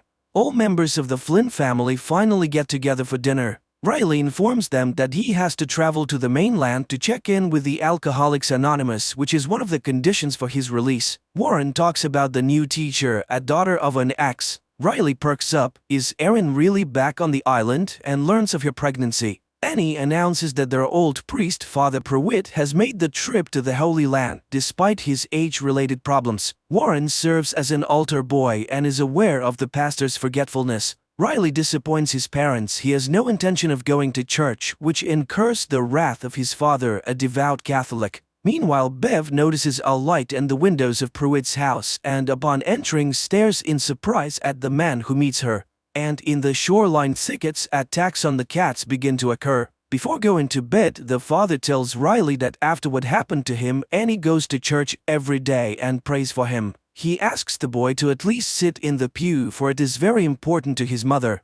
At this time, the new sheriff and his son perform namaz before going to bed. The doctor catches the mother trying to climb to the second floor, and Riley sees Warren climb out the window to go to his friends. At night, Riley as usual sees recurrent dreams of the dead girl and of himself sitting in the boat. The dawn is breaking. The altar workers are preparing for the upcoming church service and notice that the wine bowls are already full. The congregation takes their seats. Bev opens the service, people sing hymns while the new priest enters the room. Paul Hill has been sent to replace Father Pruitt, who has left and is hospitalized on the mainland. Paul conducts the service and administers communion to the faithful except for Riley, who has refused to do so. The new priest calls all the parishioners by name, explaining this by Pruitt's stories. Riley decides to accompany Erin, and the young people reminisce about their past encounters and talk about their experiences. They both vowed not to go back, but nevertheless they are on the island again. Riley lost everything after the accident and Erin is separated from her husband. The man admits that he read all about different religions while he was in prison because he hoped to find God but ended up being an atheist. And here he is of no use to anyone and doesn't know how to move on. In the evening, the storm comes to the island and Riley sees what looks like Father Pruitt walking along the beach, but when he goes out to look, he finds no one. And in the morning, people find hundreds of dead cats on the beach. The citizens cannot determine the cause of death of these animals, although the sheriff suggests some kind of disease, until he discovers that there is not a drop of blood in their bodies. Riley admits to seeing Monsignor Pruitt at night, but nobody believes him. Later, the man travels to the mainland while Father Paul holds a service, but the church is almost empty. Of the regular parishioners, there's only Lisa, the mayor's paralyzed daughter. The priest gives her communion, then walks her home and learns that the girl's mutilation is the result of an accidental shooting by drunk Joe. In the meantime, Erin catches Bev in the storeroom, from where the woman takes a box of poison intending to poison the rats, which have become too numerous. And Father Paul comes to Dr. Sarah's house to administer communion to her sick mother. The elderly woman calls him by the name of Pruitt, which her daughter believes is a symptom of the developing dementia. Back on the island, Riley speaks to Erin. It becomes clear that the two were romantically involved in their early youth. And Annie suddenly notices that her eyesight has improved considerably. In the morning, Father Paul meets his flock at Ash Wednesday, the beginning of Easter Lent. He gives an inspiring speech about the rebirth of the island and the first disciples of Christ, the fishermen, and he reminds them, man must remember that he is dust, and to dust he shall return. After the blessing, the residents gather for the feast. Riley speaks to the priest and again recalls Father Pruitt. He is convinced his eyes did not betray him that night. It was Father Pruitt. Father Paul suggests starting an Alcoholics Anonymous group on the island so that Riley doesn't have to travel so far, especially since there are others here suffering from this evil. The fun is interrupted by an unpleasant incident. Joe's dog dies after eating food off the ground. A new morning arrives. Riley goes out fishing with his father because the father has a bad back. Meanwhile, the sheriff goes to the school pantry where Bev confesses that she left poison in some parts of the island and the dog really could have died from it. But it was unintentional and anyone could have taken the poison. In the evening, Riley visits Father Paul and reveals that Bev has extorted donations for the church from the parishioners after convincing them to accept an agreement with the oil company that poisoned the waters of the bay and to receive generous compensation. And it's the same story everywhere else in the world. Villages are getting poorer and churches are getting more luxurious. The father reminds Riley that he was once a believer, and the boy expresses his contempt for the doctrine of good deity because the idea that suffering leads to purification is appalling.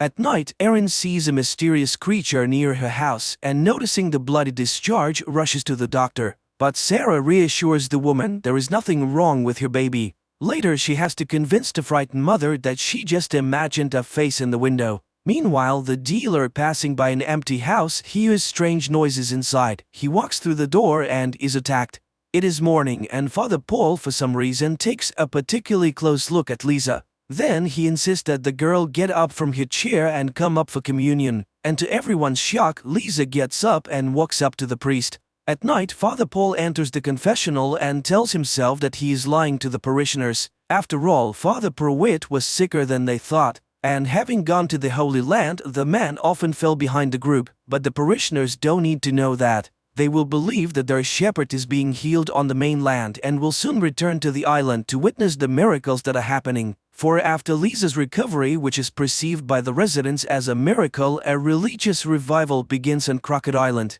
Except that Father Paul himself becomes sick and vomits blood after the accomplishment, which Bev sees, and then the woman notices a newspaper clipping with Father Pruitt's portrait hanging on the wall of the priest's house. The doctor examines Lisa and cannot understand the miracle that has occurred, but her parents strongly oppose her examination on the mainland. And later, the woman finds her mother on the second floor of the house, to which she climbed on her own, although she has not been able to walk for a long time. Meanwhile, suffering people begin to converge on the church, which pleases Bev immensely but displeases Father Paul. He doesn't need the publicity, especially since many, including Riley, think it's a misdiagnosis by doctors. But that same evening, a miracle happens to his father. The man suddenly stops having back pain and even asks his wife to dance. At this time, Lisa summons Warren and the couple runs off to have fun, and Riley goes to Erin. More and more parishioners come to the morning mass, and one day Warren catches Father Paul pouring some kind of liquid into the wine,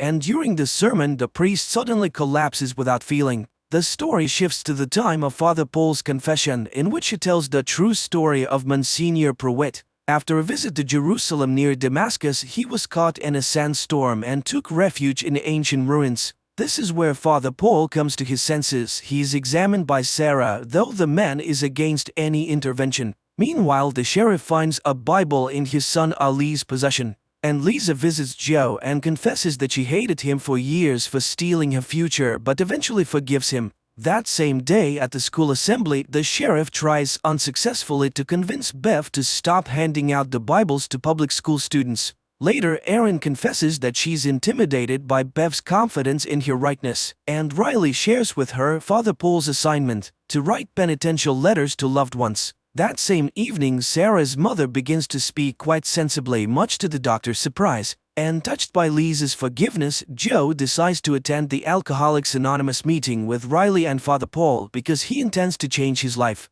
The men go home and Joe confesses that he recently buried his sister on the mainland. That same evening, Ali asks for his father's permission to attend the mass. The kid is interested in everything that happens in the church, but the sheriff is against it. They are Muslims. Ali reminds him it's his father's decision, not his. But the father recalls how his dying wife praised Allah until the very last moment.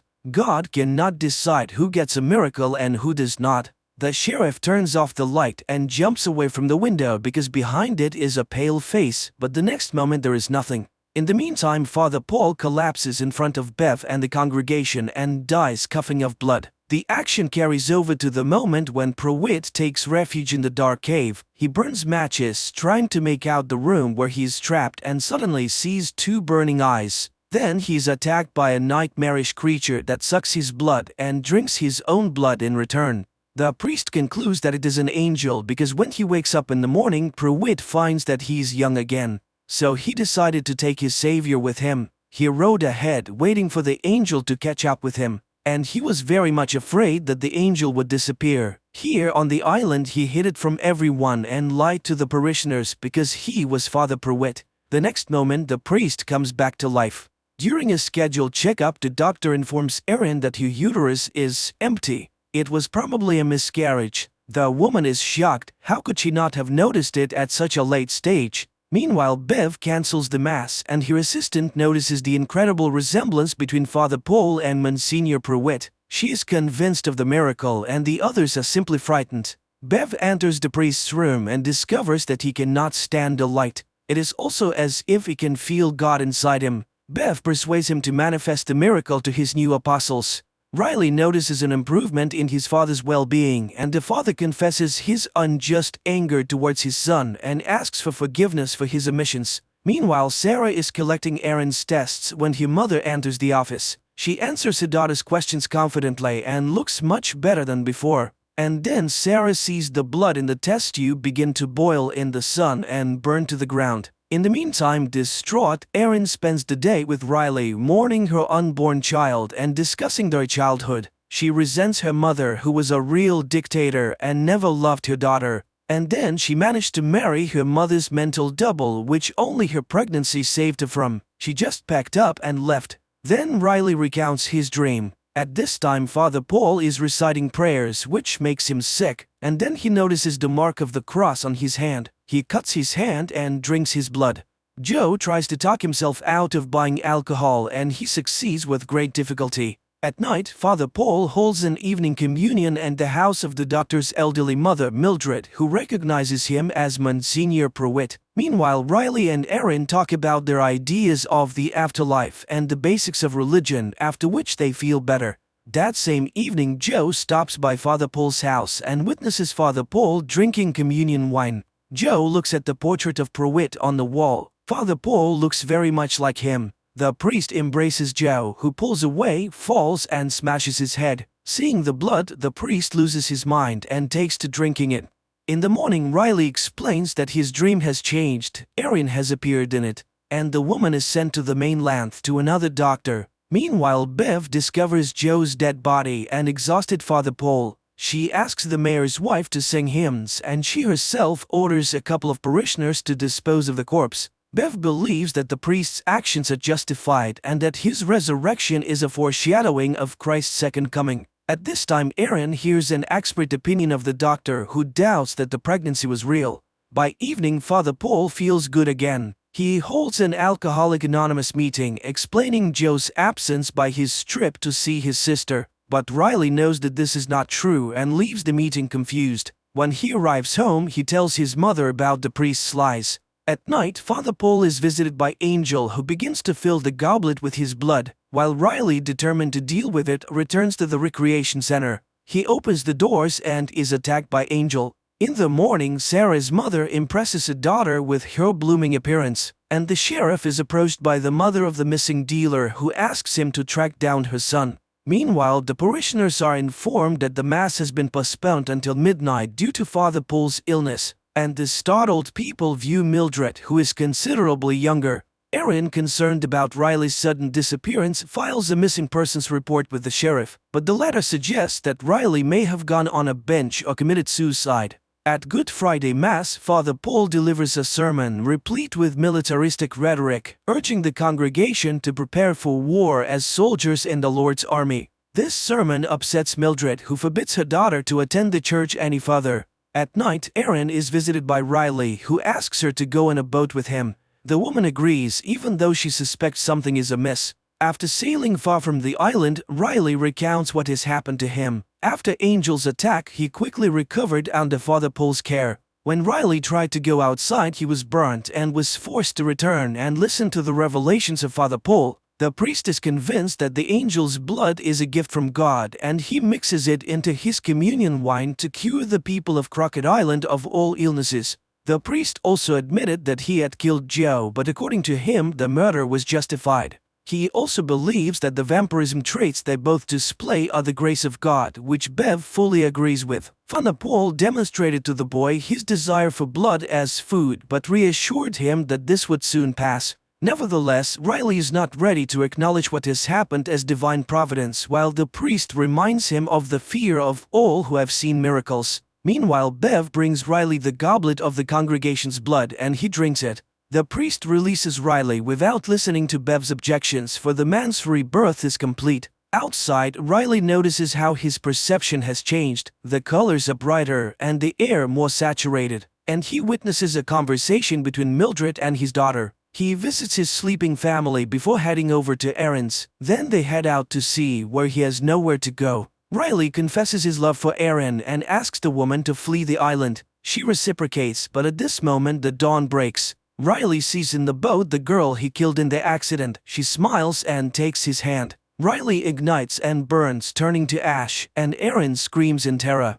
The relatives find Riley's letters while Erin returns to the island and tells Sarah about what is happening in the city. The doctor shows how her blood samples are vaporized by the sunlight and shows rejuvenated Mildred. At this time, Paul confesses to Bev that he senses Riley's death, but the woman reassures him that the boy, having received a great gift, has chosen his own path. She reminds him of Judah, who is also part of God's plan. Sarah shares with Erin and Mildred her theory that Father Paul is spreading a miracle-creating virus through communion wine. This would also explain the missing pregnancy. After all, it is a foreign element in the body which the virus has decided to deal with dramatically. At this time, Ben brings his son's letters to Father Paul. He senses that something bad has happened. One of the letters is addressed to his father, and Ben asks him to give it to the Monsignor. After Ben leaves, Paul opens the letter and receives a quote, a reminder that they are all ashes, and to dust they shall return.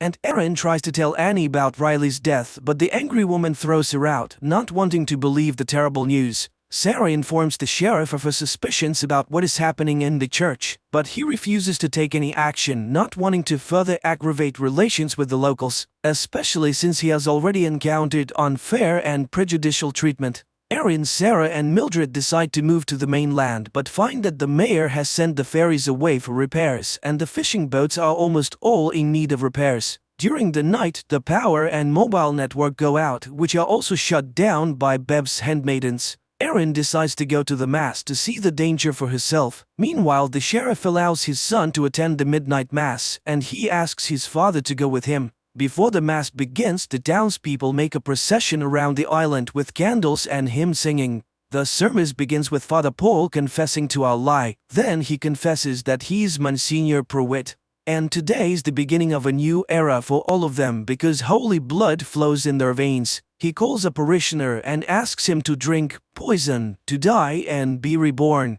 The man drinks it and drops dead. When some people see this, they rush to the exit, but the angel in shining garb stands in the doorway. The creature reaches the dais and spreads his wings to the astonished gaps of the people, and then the dead man comes to life and gets to his feet. Bev and her assistants bring out cups of poison and hand them out to everyone present. The sheriff tries to take Ali away, but the boy pulls out his hand. He wants to stay with God. That is when the policeman pulls out his gun, but the congregation rushes at him and throws him to the floor. The boy, in spite of his father's screams, drinks the poison. Lisa's parents do the same, but the girl refuses. Unimaginable things are happening all around. Some are drinking the poison, the others are pushing the cups away. Then Mildred raises the sheriff's gun and shoots Father Paul in the head. A vampire attacks her and carries her away in his claws from the church. Bev orders the doors to be locked. Meanwhile, Ali comes back to life. The dead parishioners are resurrected as vampires and, hungry, attack those who have not drunk the poison. All hell breaks loose with screams and blood everywhere. Ed turns into a vampire and Sheriff Aaron, Lisa, Sarah, Warren and Annie flee. But Bev gets in their way. Aaron shoots her, after which the group escapes. Father Paul regains consciousness while resurrected Bev and her assistant send vampires to attack the townspeople who are not present at the church. After the parishioners turned vampires have left the church, Father Paul is resurrected and, disappointed by the outcome of the mass, removes his robes and remains sitting alone on the steps of the altar of the bloody church, looking at Mildred, who has also turned. Screams can be heard in the town. The vampires are killing their loved ones and converting them. Meanwhile, the group of the runaways hide out in Aaron's house, pondering over a future plan of action. Warren recalls his canoe, which is hidden on the outskirts of the island, and Aaron realizes that the vampires needed the boats for something. She becomes terrified at the thought that some of the monsters might make it to the mainland. Suddenly, a burning bottle flies in through the window, setting the house on fire. It is Bev. She wants to settle the score with Aaron, who shot her. To allow the group to escape, Annie distracts the attackers by exposing Bev's motives. She is just jealous that God loves everyone without singling her out. Bev, who is always so right and so good, must be furious. Then Annie commits suicide by seducing the vampires with her blood. Meanwhile, John Pruitt recalls his affair with Mildred, which resulted in the birth of Sarah, who was forced to live with her fake father, as such circumstances were unacceptable for the pastor. The priest admits that the main reason for bringing Angel to the island was his desire to cure Mildred and live in peace with her and his daughter as a full family. The survivors decide to split up. The adults go to burn the boats prepared by the vampires to leave for the mainland to spread vampirism, while Lisa and Warren flee toward the peat bogs, where the younger Flynn's canoe is stored. Along the way, they encounter other vampires more than once, attacking innocent people who have not attended the midnight mass. Drunk on blood, Bev proposes not to extinguish the house, but instead to burn every building on the island, following the biblical story of the end of the world and the Ark, which will be the building of the rehabilitation center. She and her assistant go to burn the city, unaware that some converts who have not lost their reason and morals refuse to kill. Among them are Riley's parents, who find each other in the middle of the night. The sheriff, Aaron and Sarah, meanwhile, set fire to the boats, and Lisa and Warren hide in an abandoned house, unaware that they have entered the lair of the beast. The girl lights a match and sees the angel drinking blood of the man dragged into the house. Lisa shoots the monster, but he's so engrossed in what he's doing that he doesn't even notice them. Then Lisa douses the room with fuel, and walking out the door they set fire to the house, but the angel breaks free and flies off into the night. At this time, Bev has already prepared a center for the converts to wait out the dawn and calls them out with the sound of a bell. She quotes statements about the Ark, but Pruitt abandons her idea and is unwilling to be the leader of the converts. Bev reports that the boats are burned, while Lisa and Warren mentally say goodbye to their families and get into their canoe. Bev takes command and throws the atheist convert out of the Ark, mocking his desire to save himself with the believers. Monsignor, on the other hand, invites the man to stay in the church, for God loves everyone regardless of their views, because everyone is worthy of salvation. But once inside the church, John sees Sarah, who is going to burn everything with kerosene and a lighter. He confesses that he's her father and regrets that he didn't get to know her better. But at that moment, one of Bev's underlings shoots Sarah. Enraged, Pruitt attacks him, wanting to kill him, but stops himself in time, remembering who he is and where he is. John tries to save Sarah and lets her drink his blood to turn her into a vampire, but she spits it back out, wanting to die human. John and Mildred mourn their daughter's death. They take her body, burn the church, and leave for the bridge by the river. a memorable place where Sarah often played as a child. Meanwhile, the walls of the rehab center are doused with kerosene by the surviving sheriff. Bev mocks the sheriff's religion and shoots him, and Erin emerges from the building spilling kerosene inside but is picked up by a flying vampire taking her aside and gnawing at her neck. But then Ali picks up the lighter and throws it into the building. Bev takes another shot at the sheriff, but his son rushes to the man and takes him away. Realizing that there are no more places to wait out the dawn, the converts disperse, wanting to spend their last moments with their loved ones. Slowly dying, Erin shreds the wings of the blood-sucking vampire with a knife, after which the vampire struggles to rise into the air. He is spotted by Lisa and Warren, who are watching the shore from the boat, and they note the monster's slow speed and that he's unlikely to make it to the mainland before dawn. Erin dies looking up at the stars and remembering Riley. Bev leaves to meet the dawn on the beach. The wounded sheriff and his son also go to the shore, where together they begin to pray, adhering to their native religion. Monsignor Pruitt and Mildred sit on the bridge holding Sarah's body. The father renounces the church and begs his beloved for forgiveness. Finally, dawn breaks. Ali burns in the sunlight, sitting by his father's dead body. Desperate, Bev tries to dig a shelter in the sand and burns up in hysterics. Riley's parents, in a crowd of similarly converted people, greet the dawn by singing hymns praising the Lord. All the islanders burn while Pruitt and Mildred kiss against the rising sun. The only survivors, Lisa and Warren, watch the fire. Suddenly, the girl confesses that she can no longer feel her legs. And that's the end of the series. Write in the comments what you think of this series.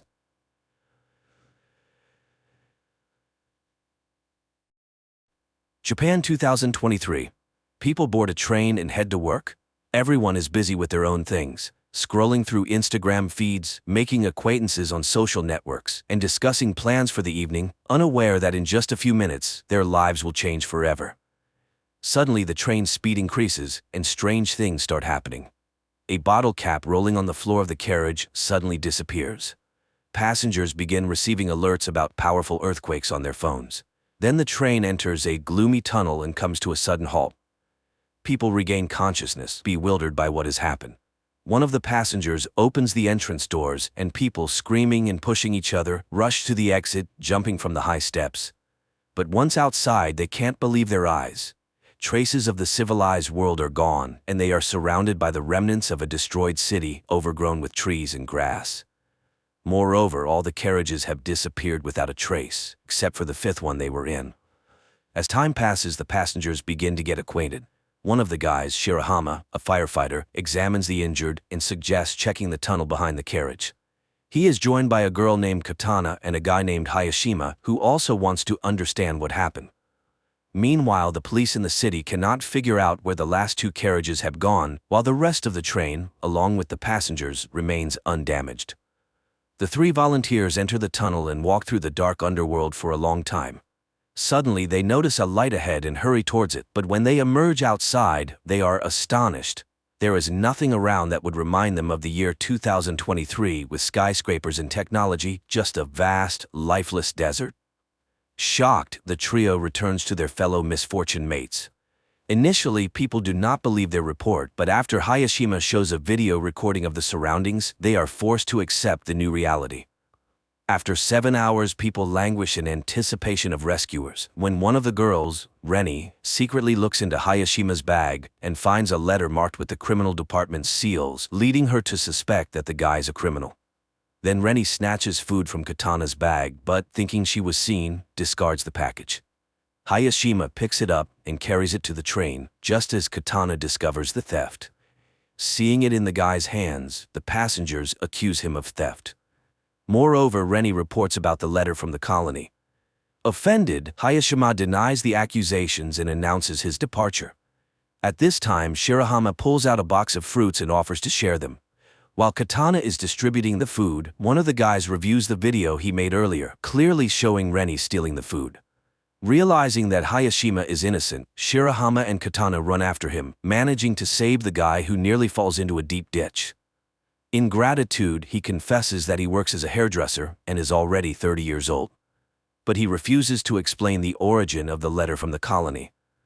Night falls. Passengers somehow settle down to sleep, but many cannot sleep, worrying about their future. In the morning, people begin to realize that they may never return home.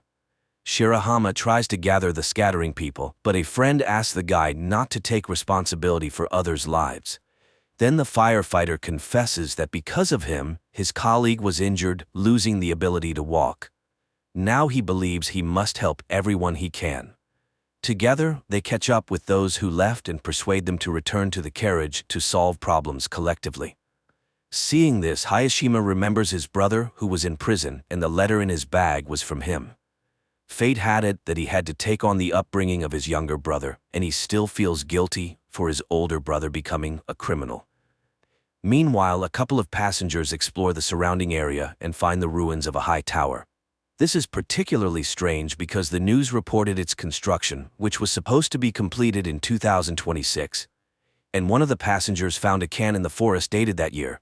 A biologist among them encountered a plant whose genetic modification takes 30 years. It turns out that they are in the distant future of Earth, and it's far from a joyful discovery.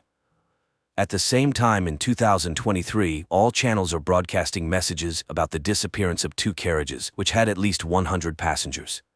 Night approaches and many fall into despair, while Katana and Shirahama place plastic containers on the roof of the carriage, hoping for rain.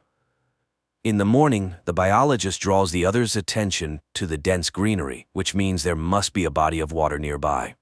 A group of youth sets out to explore the forest. Along the way, Hayashima confesses that his parents are criminals, and then the guy spots a frog.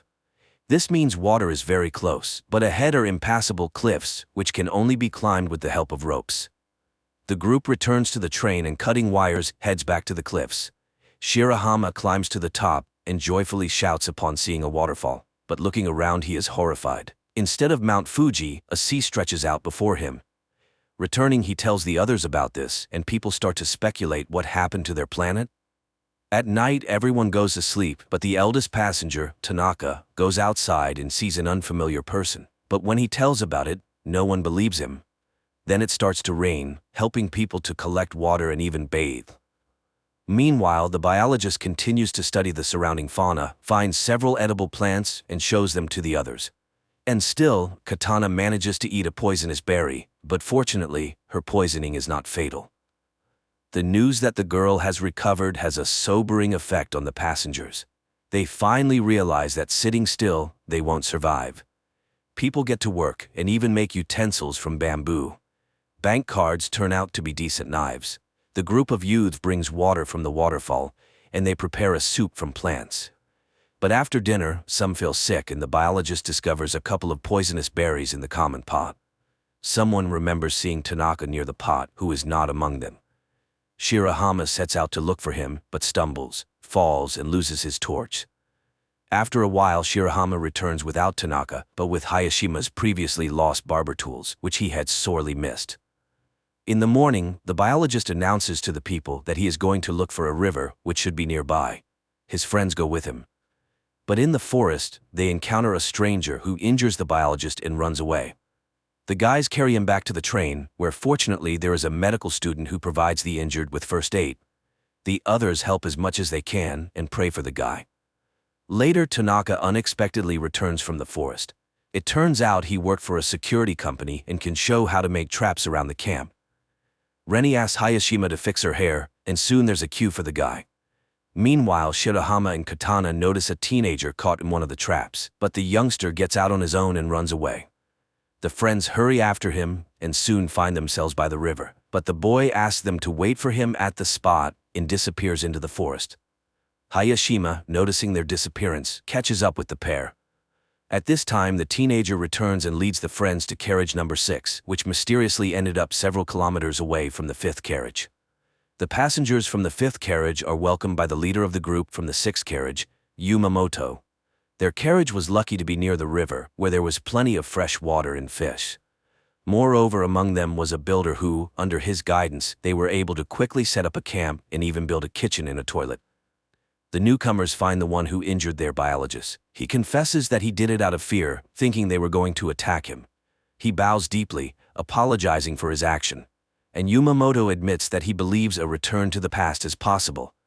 The man told them that in the early days they found a small boat on the river where he managed to fix the radio and catch a signal, apparently from Canada, where the year 2060 was mentioned. From what he heard, the man understood that in 2026 a disaster occurred. A huge asteroid fell to Earth, causing powerful earthquakes and tsunamis worldwide, instantly taking billions of lives. The dust thrown into the atmosphere blocks sunlight, leading to the extinction of the remaining species. But the main thing is that the asteroid didn't fall by chance. It was space debris, as besides state corporations, satellites began to be launched by anyone who fancied. One of the probes collided with a satellite, which in turn fell onto an asteroid, leading to a deviation of its orbit. So it was a man-made disaster. That's why it's so important to return to their year and change the future. Inspired by the example of the sixth carriage, the passengers decided to make a bath by the river. Meanwhile, Tanaka continues to deteriorate, making himself a doll from branches and talking to it. In the morning, the bath is ready. For the first time in many days, people bathe in hot water and wash their clothes. And the guys find a strange stone on the riverbank, which Yumamoto learns about. He sends his people to find it, but Rennie notices strangers, and one of the guys lets slip that according to their leader, this stone might help them return home. The girls argue about the need to return, and Rennie pushes Katana away. She falls and accidentally shifts a layer of soil under which a dead body is discovered. Meanwhile, Tanaka reads in a newspaper an announcement about the search for a murderer in his description. At that time, Rennie and Katana are attacked by guys from the sixth carriage, but Rennie breaks free and runs to her own, where she tells about the found corpse, while Katana escapes from the guys through the forest. The fifth carriage decides to make weapons, while Shirahama and Hayashima run to the neighbors. But the girl is not there, and Katana meanwhile makes it to the boat. Yumamoto is forced to confess to the guys that he killed one of the passengers, who suddenly became aggressive and started attacking people with a knife. That's why he was recognized as a leader. The guys go home, hoping that Katana has returned, but she's not there, and the rest urge to go to the sixth carriage and punish the guilty. And the guys go again to look for the girl. Katana hides in the boat when Yumamoto comes in. He pretends to be calling an unknown station, but the girl sees that the wires are cut. The man discovers her and confesses that he doesn't want to return to the past because he intends to create a new society here. After that, he ties up Katana and locks her in the cabin, where her screams cannot be heard. In the morning, the passengers of the fifth carriage are just about to attack the neighbors when one of the women suggests backing up and looking for a building where they could hide. At this time, guys from the sixth carriage go to the neighbors to scavenge something, but they fall into traps. A fight starts when the rest of the sixth carriage's passengers arrive, and there are more men among them. The fight escalates into a real battle, which is stopped by the appearance of the escaped Katana, who accuses Yumamoto of lying. He is forced to admit to the deception, but he just wanted to keep people's spirits up. However, the passengers decide to exile the former leader. Before leaving, the man hands over a journal from the ship, which contains information about the tower that could help them return to the past. Meanwhile, those who went to search for the building reach the tower and find glowing asteroid fragments there. And in 2023, scientist Ray, after reviewing the video surveillance camera recordings, discovers that a wormhole appeared in the tunnel at the moment of the disappearance of two carriages, which apparently was the result of a distortion in the space-time continuum. The passengers study the journal found by Yumamoto and learn the exact date of the disaster. Moreover, they have an asteroid fragment that possesses a phenomenal magnetic charge. One of the passengers remembers how on the day of their departure, he saw something in the sky resembling a falling star. In the past, Ray, analyzing the same event, concludes that it was the flare from a supernova explosion. In the future, there's also an expert who explains that supernovas occur in space when a star reaches the end of its life cycle and explodes, releasing a massive amount of energy. Apparently, this created the temporal rift into which both carriages fell. It means they need to open this wormhole again. In the evening, a strong storm begins, forcing people to seek more reliable shelter than the carriage. Tanaka opens the rear doors leading into the tunnel. Unexpectedly, a strong gust snatches his doll and sucks it into the wormhole caused by the hurricane. But as soon as the storm subsides, the wormhole disappears. And in 2023, scientists find Tanaka's doll. Passengers in the future conclude that to summon the wormhole, they need a powerful energy source, for which they start looking for remnants of power lines. Digging up each post, the passengers find an electrical substation where somehow working equipment is preserved. They redirect enough electricity into the tunnel to stabilize the wormhole with the onset of the next storm, enough to return to the past. The storm starts at night, supported by the power of the substation. The wormhole opens, and everyone enters the carriage except Tanaka, who refused to return. The carriage is swallowed by the hole and races somewhere in space and time until its doors are opened by security service employees who say they have arrived on May 1, 2026, which means there are only a few months left before the asteroid falls. After going through quarantine procedures, the passengers tell the officials, presenting as evidence fragments of the meteorite and unusual plants from the future. Only the officials don't believe the stories about the upcoming apocalypse.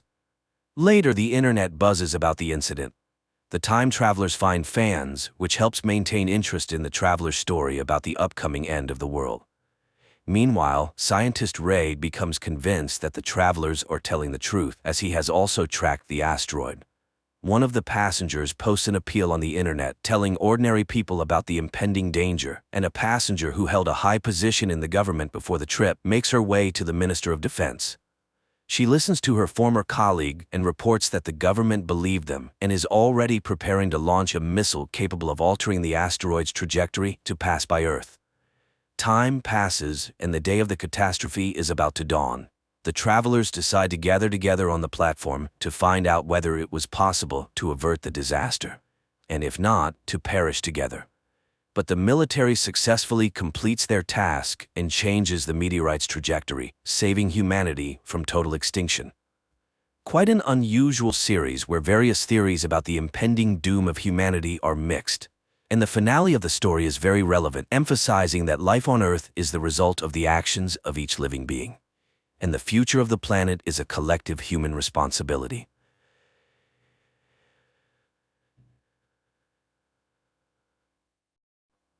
The film takes place in the small town of Vengenberg, where a young girl named Yennefer lives with a skewed face and a disgusting hump in the family of a cowman. Because of her ugly appearance, the girl is constantly mocked by the locals, and one day when Yennefer is once again mocked by a couple of local young men, the girl accidentally opens a portal to the magical Tor Lara in Aretuza, where she's met by the young wizard Istrid.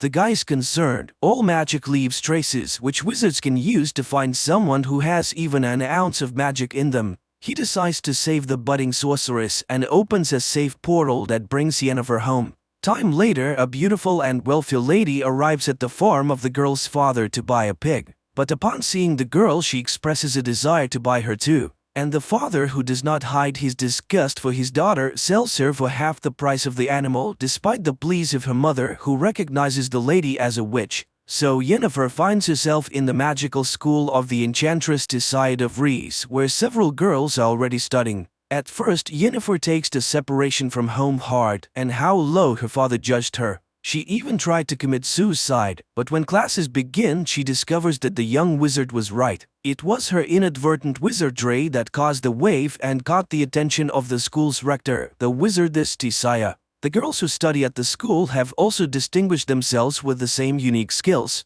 Soon Tissaia holds the first test. The girls must lift a stone and a flower without touching them and using a spell. Everyone more or less manages to cope with the task, but Yennefer fails. The girl stubbornly tries again and again until Tissaia stops her. Frustrated, Yennefer runs away. Later, she finds Istrid in the cave and tells him her name. Sometime later, Tissaia trains her female pupils to recognize man's greatest fear. She sees the girls in pairs and orders them to look into each other's eyes until they get inside their rival schemes. Yennefer pairs up to encourage the girl, but she again fails. Tissaia is enraged. Yennefer is useless, and this is because she's lying to herself. Even if she were a beauty, no one would love her. Although she's not the only one to whom she has problems, Yennefer shares the problems with her only friend, Istrid, who talks about her schooling. He too was having a hard time with everything. The boy offers to read his mind, and the girl succeeds. One night, Tissaia wakes the girls in the middle of a storm and takes them to the Tor Lara, the most powerful magic place in the continent, entrance to which is only open to members of the Wizard Brotherhood. Today there will be a test in the art of controlling the flows of chaos, which requires catching lightning in a bottle. The girls do not believe in such a possibility, and some get strong discharges even after catching the lightning. Yennefer's turn comes, and she reaches up with the bottle, but it is thrown back against the wall. Enraged, she directs her power at her more fortunate opponent, Tissaia, blocking her mental blow. Later she reprimands her apprentice she almost killed today, which means that her emotions can ruin her own. Tissaia cannot be sure that Yennefer will not go along with her feelings and harm his school, for she's to become a court sorceress, and the weak have no place near a ruler. The enchantress already doubts that there's anything in her that the wizarding chapter needs. Frustrated, Yennefer tells Istredd everything. But most importantly, the enchantress knows all about them and they won't be able to see each other again. The guy is willing to show her other, more ancient and powerful magic, but it is very dangerous. He shows her the skulls of the dead elves who built Aretuza. They were the first wizards of the continent, and they were the ones who built all the magical places. But humans came to the continent and slaughtered them. Istredd gives her a flower that can only grow where the elder blood rests and reads a spell, which by repeating it the girl opens a portal. The astonished wizard does not understand how she managed to do it the first time, and Yennefer confesses that her real father was a half-elf who died in the purge. It was his blood that made her ugly. The boy kisses Yennefer and confesses his love. Later she shows Tissaia the flower. It turns out that this was her assignment, to get the plant by applying the skills of false emotion. Yennefer hopes to be elevated. The enchantress promises that she will soon hear a knock and know when it is time. Meanwhile, Istredd is also reporting to his mentor Stregobor about what he has learned about the girl. One night Yennefer hears a knock at her neighbor's door and, taking the flower, goes after them. She peeks out as Tissaia turns the four of them into eels. The enchantress knows the girl is here and orders her to come out and push her former fellow students into the water. They are now the conduits of magic for Aretuza. Yennefer performs this and then sees many silhouettes of former schoolmates in the water. Time passes. Yennefer enjoys a love affair with Istredd, applying what she has learned to enhance the effect of intimacy. Thus, one day she created a whole crowd that watched her intimacy and then rewarded the lovers with applause. The guy is amazed at her imagination. What will she come up with next time? So the day of the final rite is approaching, after which they will be masters of their own destiny. Yennefer dreams of graduating from Aretuza and returning to her native Aedirn as a powerful sorceress to show her longtime abusers and her father what she's been able to achieve. In addition, all Aretuza graduates are perfected before being sent to the different kingdoms. All physical defects are removed, which awaits Yennefer as well. The wizard in charge shows her his work, the flawless beauty of the graduates, and promises her an equally wonderful result. He suggests making her color a noble but strong gray. Tissaia, on the other hand, teaches her to look in the mirror and see what Yennefer herself wants. She orders the girl to close her eyes and imagine the most powerful woman in the world. Yennefer complies with the order but does not yet see the promised beauty. Meanwhile, the chapter of wizards gathers in Aretuza to decide where their graduates should go, for all kings need court wizards. Then it transpires that one of the leaders of the council, the wizard Stregobor, knows that Yennefer is a quarter elf, which means that she will not be accepted at Aretuza, where there is a prejudice against elves. The chapter vows to send Yennefer to Nilfgaard, which the aspiring enchanter does not like. She demands an audience with the chapter, but Tissaia declares herself in charge of the distribution. Yennefer is beside herself. She has no intention of wasting her life serving the king of a small southern kingdom and a lover of women. The tutor reminds her of the elven blood, and the girl understands how Stregobor knew about it. The initiation ceremony begins, which Yennefer does not attend. Worried, Istredd finds her behind a letter to her father asking him to confirm that she's his own daughter. The boy does not believe that this letter can convince the chapter. But the girl simply does not know what to do, for even if Istredd disproves his words about her origins, no one will believe him anymore. The enchanter is frustrated. He didn't know why Stregobor needed this information, and she has already missed all the initiation spells. Istredd suggests that she should go with him, for he has been offered to become an explorer. They can travel the continent and discover the unknowable. But unexpectedly, the girl cruelly ridicules his plan. She's not going to dig through the dust of the ages at all, and these are his dreams and intentions, and her opinion, as always, he does not even ask. Istredd is shocked. Yennefer is not at all what he thought she was. and he expresses his opinion that she's angry because she missed her chance to find beauty. But a girl needs power, and she didn't experience so much hardship studying at the magic school for nothing. Yennefer runs to the enchanter who is in charge of perfection and demands to show her art. Not even the lack of a potion to dull the terrible pain that accompanies the transformation process stops her. As the magician begins the process, Yennefer asks for her eyes and the cut marks on her hands as a reminder of her former weakness, and the wizard informs her that every magic has a price. Having been reborn, she will not be able to walk, but the girl agrees to everything, even to the removal of her womb necessary for a complete transformation. The magician reads spells and the girl screams in terrible pain and rips the chains with which she was tied to the table. Her spine straightens, her entire body seems to melt and shift from one form to another. Finally, writhing in pain, Yennefer loses consciousness. Meanwhile, in the main hall of Aretuza, the initiation ball continues. Suddenly, Tissaia sees a door opening in which stands an unusually beautiful girl with violet eyes. She realizes that Yennefer has disobeyed her orders and hurries to take her away. But it is too late. The Aedirn ruler has already noticed the beauty. He invites her to a dance where he expresses his desire to see her as court wizard in his kingdom. Tissaia has to retreat and only watch the dance of the king and the enchantress from afar. Directed based on a series of books by Sapkowski, The Witcher is quite curious, fascinating and vivid.